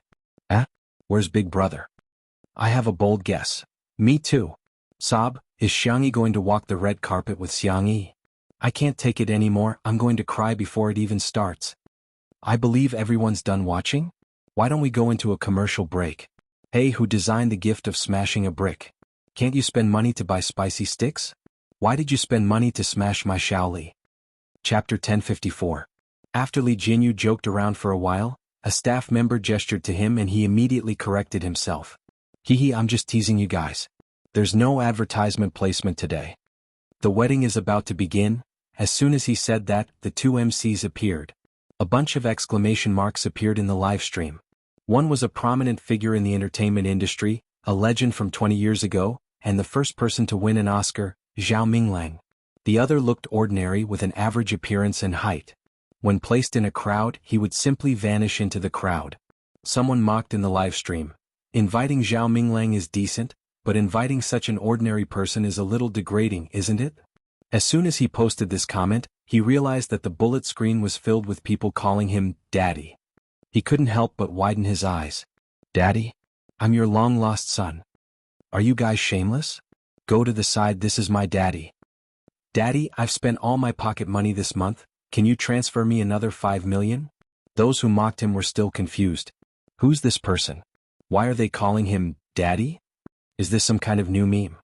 Soon someone explained. Wang Jing was the president of the Wuxia Chamber of Commerce, and his businesses involved farming, animal husbandry, and fishing.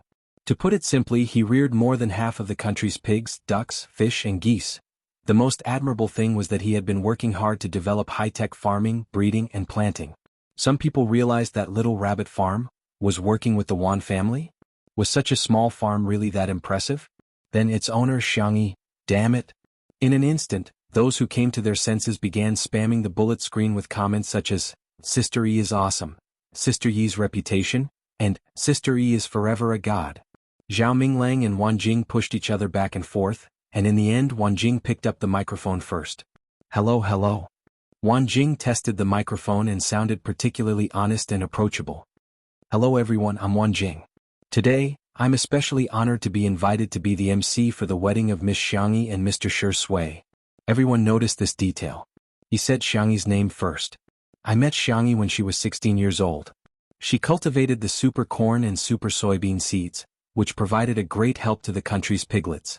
Ahem, I digress. Wan Jing had actually come for Xiangyi. Seeing that the little girl has found her Mr. Right, I'm happier than anyone else. Today I'll give each of the guests a piglet. Laughter rang out at the scene and some people even jeered, "Are you still alive?" The laughter became even louder. In the live stream, the netizens were calling him Daddy online. Dad, can't you just give me one? Wan Jing gave a few more blessings and passed the microphone to Zhao Minglang. Zhao Minglang was over 50 years old, but he took good care of himself and looked like he was only in his 30s. He was still as elegant as ever. It's my honor to stand here. Thank you, Mr. Shi Sui and Miss Xiangyi, for your invitation. Shi Sui is a young, excellent and capable young actor. He's also a mature, steady and responsible man. I hope that in the future, he can create more glory in his career and be a good husband and father in his marriage. Now let's welcome the groom, Shi Sui. Shi Sui adjusted his tie and cufflinks and appeared in front of everyone. His black suit and white shirt accentuated his broad shoulders and long legs. His hair was combed back, and his peach blossom eyes seemed to be dyed with the spring breeze. Let's welcome the bride, Xiangyi.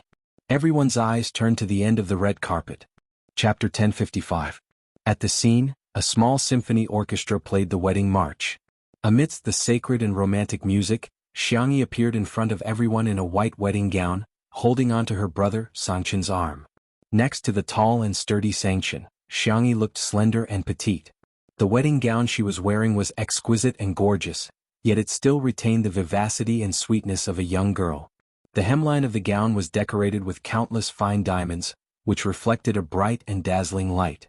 All of them were sewn by Xiangqi needle by needle, and no one else had to touch them.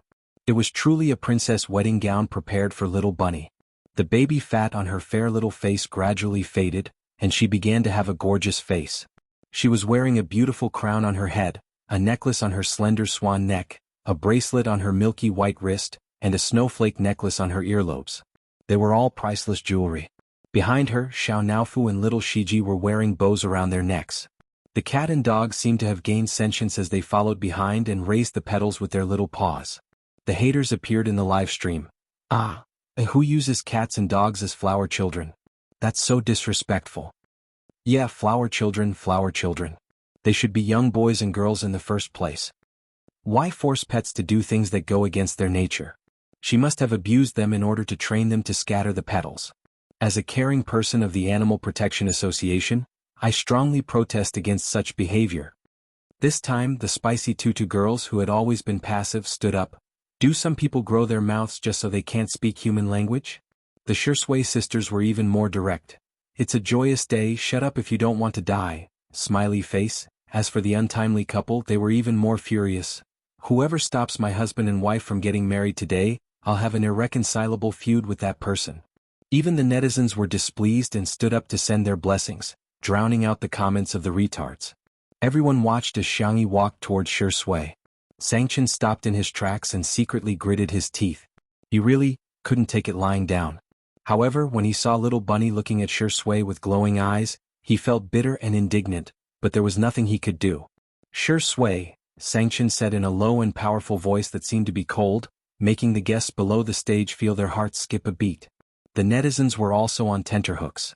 They had a feeling that the devil was going to run away with his sister in the next second.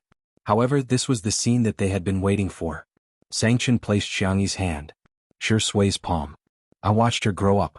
In the future, please, protect her well. I don't care what the world says, but even if she becomes someone's wife and mother, she will always be my sister. After a few seconds, the man said in a hoarse voice, From today onwards, I'll hand my sister over to you. Xiangyi felt a lump in her throat and tears welled up in her eyes. Sangchen wiped her tears away. He wasn't good at coaxing people and he had probably given all his patience and gentleness to little Bunny. Don't cry, Tutu is the most beautiful bride today. Below the stage, the Xiang brothers were all teary-eyed.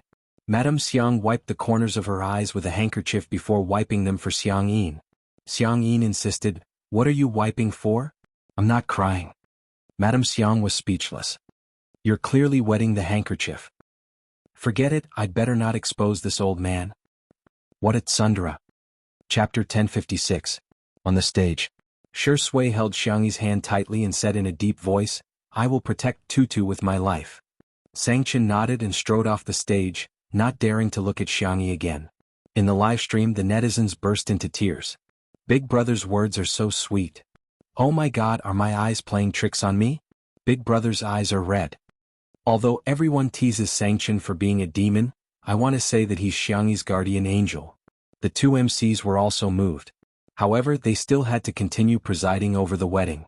Wang Jing and Zhao Minglang looked at each other, after which Zhao Minglang gestured for them to proceed. Wang Jing straightened his expression and said loudly, "Shi Sui, are you willing to marry Xiangyi and make her your wife, and for the rest of your life, be it good times or bad, you will be loyal to each other and never leave each other?" Shi Sui said without hesitation, "Yes." Zhao Minglang continued, "Xiangyi Shi Sui, are you willing to marry Shi Sui and make him your husband, and for the rest of your life, be it good times or bad, you will be loyal to each other and never leave each other?" Xiangyi said firmly, "Yes. Today, I am here to witness the marriage of the two of you. I hope you will grow old together and live happily ever after. Today, I am here to witness the marriage of the two of you. I wish you a happy marriage and have children soon." The crowd immediately cheered. Xiao Naofu wagged its tail excitedly, only to have its tail hooked by little Shiji. Xiao Naofu was still immersed in joy and didn't realize it at all. It was looking at Shi Sui and Xiangyi, but little Shiji was looking at it. Little Shiji quietly inched closer to it. Ah! Blessings from all over the world filled the comment section. Congratulations. Congratulations. Congratulations, newlyweds. I am the Civil Affairs Bureau, I declare you legal. Ah. Oh. Shaoli, you already have a travel story. Hurry up and plan the baby taking part. Under everyone's gazes. Shi Sui smiled. Hello, Mrs. Shi. Xiangyi smiled gently. Hello, Mr. Shi. The crowd was in an uproar. Kiss me, kiss me. Quick, quick, quick, give me a kiss. Director Li, hurry up and come on stage to massage his head. Li Jinyu laughed and scolded, F***ck, you guys, do you think it's my turn? In the next second, Shi Sui held the back of Xiangyi's head. His eyes were deep and seductive, revealing an indescribable depth. A kiss landed on Xiangyi's lips. Under the transparent dome, two figures seemed to be bathed in the light. Wow! At the scene, some people clapped excitedly, some cheered and some whistled. After a long time, Shi Sui finally pulled away from Xiangyi. Li Jinyu urged, "Come on, let's take a photo together." There were actually not many people invited to the wedding this time. Everyone squeezed together and there was just enough space on the stage. The netizens in the live stream had already begun spamming the screen. Check in as a memento. Take a screenshot. Let me squeeze too. At the scene, Xiangyi had her grandparents, four brothers, uncles and aunts by her side. There were her good friends Jiang Jiujio, Su Tumi and Mo Feifei. There were also the adorable Xiao Naofu and little Shiji. There was also Shi Sui, whose fingers were tightly intertwined with each other. Everyone's smile was incomparably brilliant. 3, 2, 1. With a click, the photographer pressed the shutter. Everything froze at the most beautiful moment. Chapter 1057. After a rainstorm, the temperature in southern city plummeted. It had been some time since the wedding. In the afternoon in Little Rabbit Manor, Xiangyi was wrapped in a small blanket and staring at the photo of Xiao Naofu and little Shiji on the tablet. How are they now? Time turned back. After the live stream of the wedding ended, the netizens finally found out that Shi Sui and Xiangyi's wedding venue turned out to be Iceland. Besides, Shi Sui had bought that island when she was 24 years old and named it Tutu Island. Everyone thought, when Shi Sui was 24 years old, Sister E was only 17 years old? That dog of a man has indeed been harboring designs on Sister E for a long time. Sister, mommy, brother, uncle and grandpa were all furious.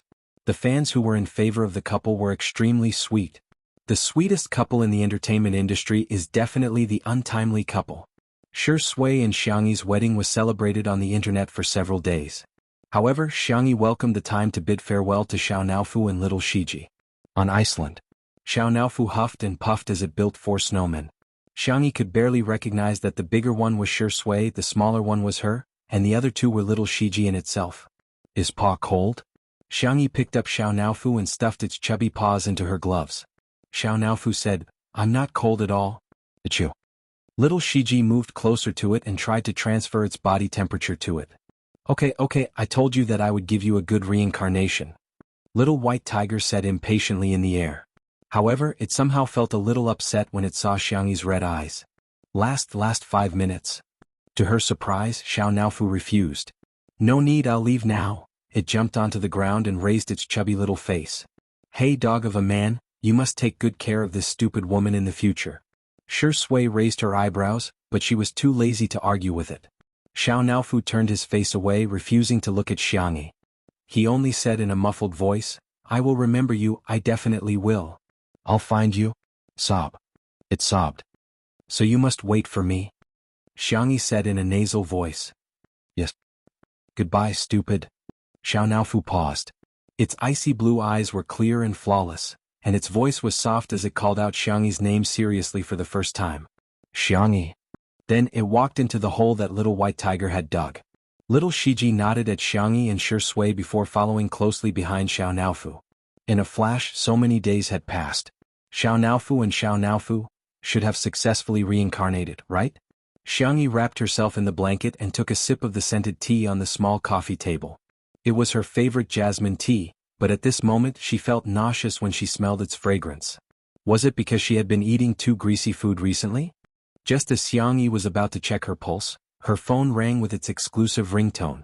The corners of her mouth curled up slightly and she accepted the video call. Shi Sui's handsome face appeared on the screen. The man was on set and there were people walking past behind him. Tutu, are you hungry? Xiangyi said helplessly, you just called an hour ago. Who would have thought that Shi Sui would become so clingy after marriage? Sorry Tutu, if you don't like it, I'll try my best to contact you less.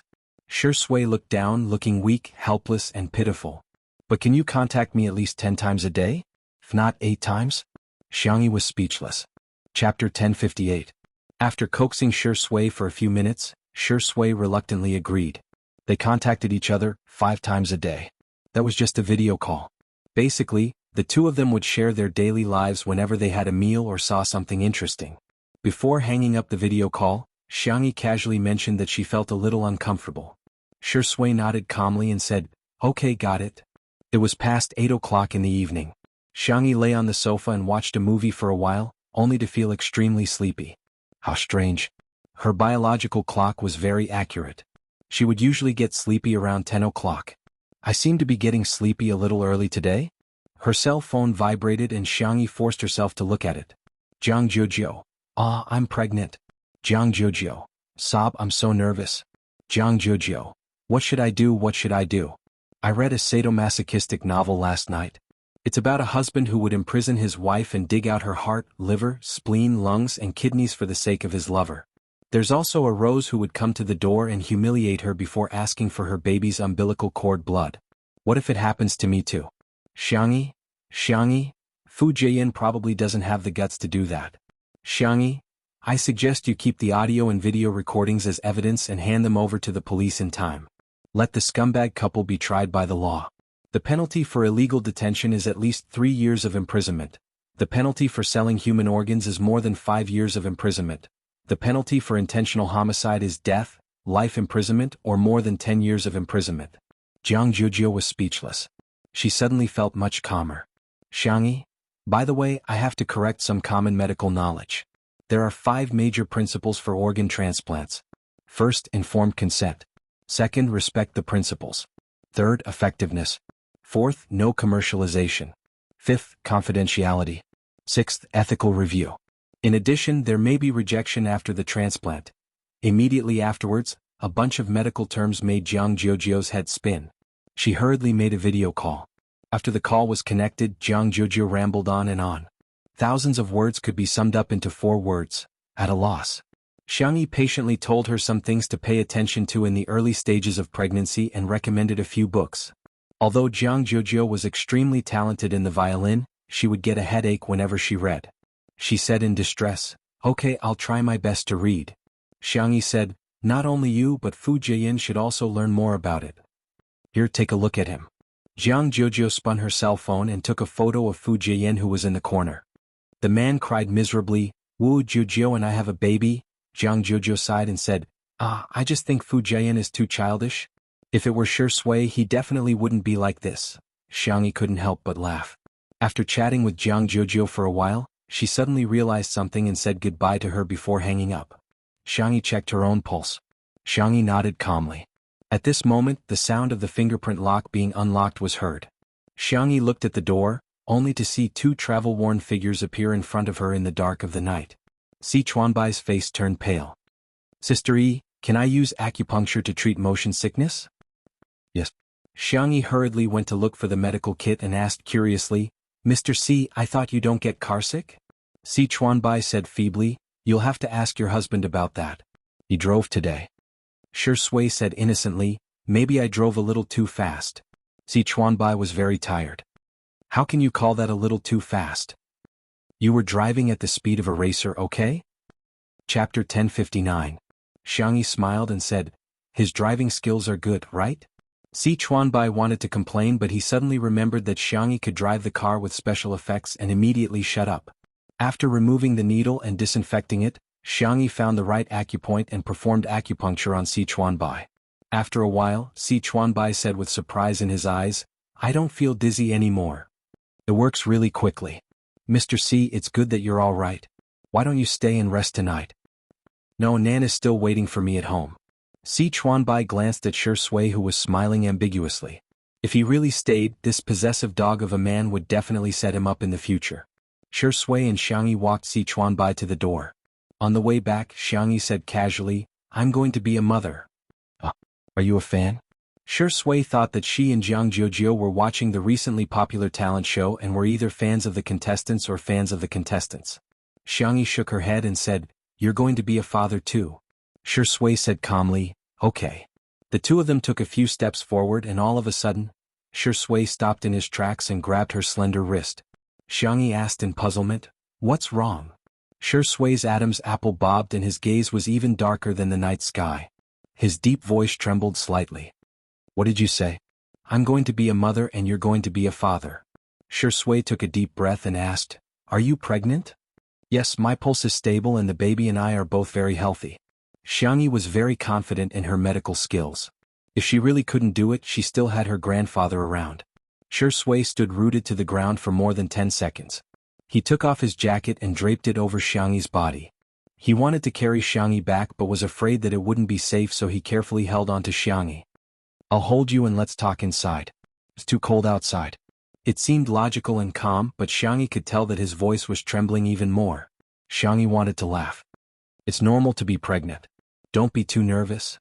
Shi Sui did not say a word and just supported her steadily. In the living room, Shi Sui helped Xiangyi to sit on the sofa and covered her with a blanket. She lowered her eyes and no one knew what she was thinking. Are you unhappy? Xiangyi guessed.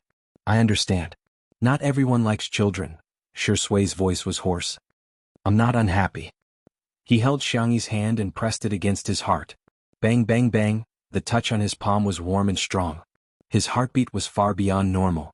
Shi Sui's deep eyes were filled with confusion and panic. I never thought that I would have a child. Xiangyi blinked and seemed to have realized something. She wrapped her arms around Shi Sui's neck and asked gently, are you afraid? Shi Sui laughed at himself. Yes, he was afraid. I'm sorry. I should be protecting you and the baby. Let me sort out my emotions. It's okay. There was a sweet smile in her soft voice. Protecting is mutual. I will protect you too. When the baby grows up, it will also protect you. No matter how dark his childhood was or how cruel human relationships were, he had never shed a single tear. At this moment, for the first time in his life, Shi Sui had the urge to cry. He leaned his forehead against Xiangyi's. I love you. Xiangyi smiled. I love you too. In the void, little white tiger covered its eyes with its paws and only peeked at the two of them through the gaps. That fat cat was already in Xiangyi's stomach. It wasn't biased. Chapter 1060. It just thought that the fat cat was cute and it saw its past self in it. It was afraid that it would suffer in the future, so it found a good family for the fat cat. Lord Shi Sui didn't need to say anything. He had passed the tribulation that he should have endured. In the future, his luck in this world would definitely be top-notch. As for that stupid woman, if that was it. She just had a better family background, was a little prettier, and had more people doting on her. Well, however, little white tiger looked at Xiangyi with yearning. She would definitely be a good mother in the future. He really envied the fat cat. As for it, who knew how long it would be the keeper of order? Could be thousands or tens of thousands of years. Before Xiangyi went to bed, she told everyone about her pregnancy in the family group. No one replied in the group, probably because they were all busy. She didn't think much about it and sent a good night before falling asleep. Little did she know, at the esports base. Bang. Xiang Yu finished off an opponent cleanly, and his teammates all cheered him on. Sameo Gu is awesome. Bro, carry me. The best sniper in the league. Xiang Yu ignored them coldly. His phone buzzed and vibrated. Taking advantage of the gap between the game character changing equipment, he glanced at it and instantly stopped. 1 second, 2 seconds. His teammates kept reporting, ready to start the team battle, but Xiang Yu didn't move. F***CK Sameo Gu, what are you doing? Xiang Yu pushed the keyboard and mouse away. You guys play, I have something urgent. Everyone expressed their understanding, but they still couldn't help but wail. My rank? Xiang Yu rushed to the balcony and paced back and forth for a long time, telling himself to calm down. Calm down, my ass. How could he calm down? His sister was pregnant. He wanted to reply, but his sister had already said goodnight. He was afraid of disturbing her, so he hesitated for a while. Xiang Yu began to look up pregnancy knowledge. At the research institute, Xiang Li had just finished an experiment. Fatty came over and said with a smile, I heard that there's new progress in your experiment? Your laboratory will definitely win the medical research award next month. Maybe. Xiang Li had never cared about these empty titles. He took out his phone, and the moment he saw the WeChat message, his reaction was exactly the same as Xiang Yu's. Exhale, inhale. Fatty panicked. Bro, are you alright? I'll call the doctor right away. No need. Xiang Li pushed up his glasses and said calmly. Are you sure? Your hands are shaking. It's all right. Xiang Li said, help me prepare a batch of books. Brother, go ahead. Fatty was overjoyed. He thought that Wang Yao had some new ideas and wanted to get some information from the National Library. That was a top-secret library. Even in their research institute, there weren't many researchers who had access to it. I want all the authoritative books on pregnancy and pregnancy. Alright, I also want books on children's education. Forget it, give me a set of primary, middle, and high school textbooks as well. Fatty? Was Dr. Xiang going to change his profession? At the design studio, Xiang Qi was sewing a dress for his sister. The assistants were used to it, but they still couldn't help teasing him. Hades, you've made too many dresses for your sister. She probably won't be able to wear them all. This wasn't an exaggeration at all. In addition to the dresses he sewed himself, every time his brand released a new product, he would send it to Xiangyi immediately. What do you know? If she can't wear them all, I'll let my future niece wear them. Xiang Qi had just finished showing off when his phone vibrated twice. Chapter 1061. When he finished reading Xiangyi's message, boom, Xiang Qi was dumbfounded. Xiang Qi was in a trance. The assistants were extremely nervous. Hades, are you all right? What's the matter? Are you feeling unwell? Xiang Qi remained in a petrified state for dozens of seconds before suddenly bursting into laughter. He looked like a demon, but more like a demon. The assistants looked at each other in dismay. Has Hades gone crazy? Oh no, there are many examples of artists going crazy. Hades is a design genius, could he have gone crazy? I have a little niece, ha. Xiang Qi was elated. Go bring me all the newly dyed fabric. I want to make some clothes for my niece. Onesies, cotton padded jackets, quilts. I have to arrange everything for her. I have to make the most beautiful and adorable ones in the world. Everyone was enlightened. It seems that Hades' sister is pregnant. Someone couldn't help but say, are you sure it's a little niece? What if it's a little nephew? Xiang Qi's smile froze. A moment later he roared, impossible. It's definitely a little niece. Everyone hurriedly chimed in, yes, it's definitely a little niece. However, they were muttering in their hearts, if it's a little nephew, Hades will probably go crazy. He was furious. At Linchin Law Firm. The law firm had a flexible working system. Apart from the lawyers who had to appear in court, everyone else was free to come to work at their own time. A few night owls were handling the cases on hand and glancing at the big boss's room from time to time. Big Boss is indeed worthy of being called the Demon King by the entire internet. He's simply a ruthless work machine. Is there nothing in this world that can make him stop working? Just as everyone was secretly criticizing him, the office door opened. Sanction was dressed in a formal suit that accentuated his broad shoulders and long legs. He was born with a strong aura and was full of oppression. Everyone hurriedly greeted him. Hello, boss. Good evening, Lawyer Xiang. Lawyer Xiang, would you like to order supper together? Sanction didn't seem to hear them and walked towards a female employee. Everyone, Coming, coming. Are they going to act out the tyrannical lawyer falling in love with me? Woo woo woo. Could he finally wait for the iron tree to bloom? But, that female employee seemed to be married? The female employee felt her scalp go numb when the Demon King appeared in front of her. Sanction asked, "Excuse me, are there any places around here that sell mother and baby products?" The female employee hurriedly recommended a few shopping malls and imported supermarkets. Sanction thanked him and strode out of the law firm. Everyone was dumbfounded. Is Lawyer Xiang skipping work today?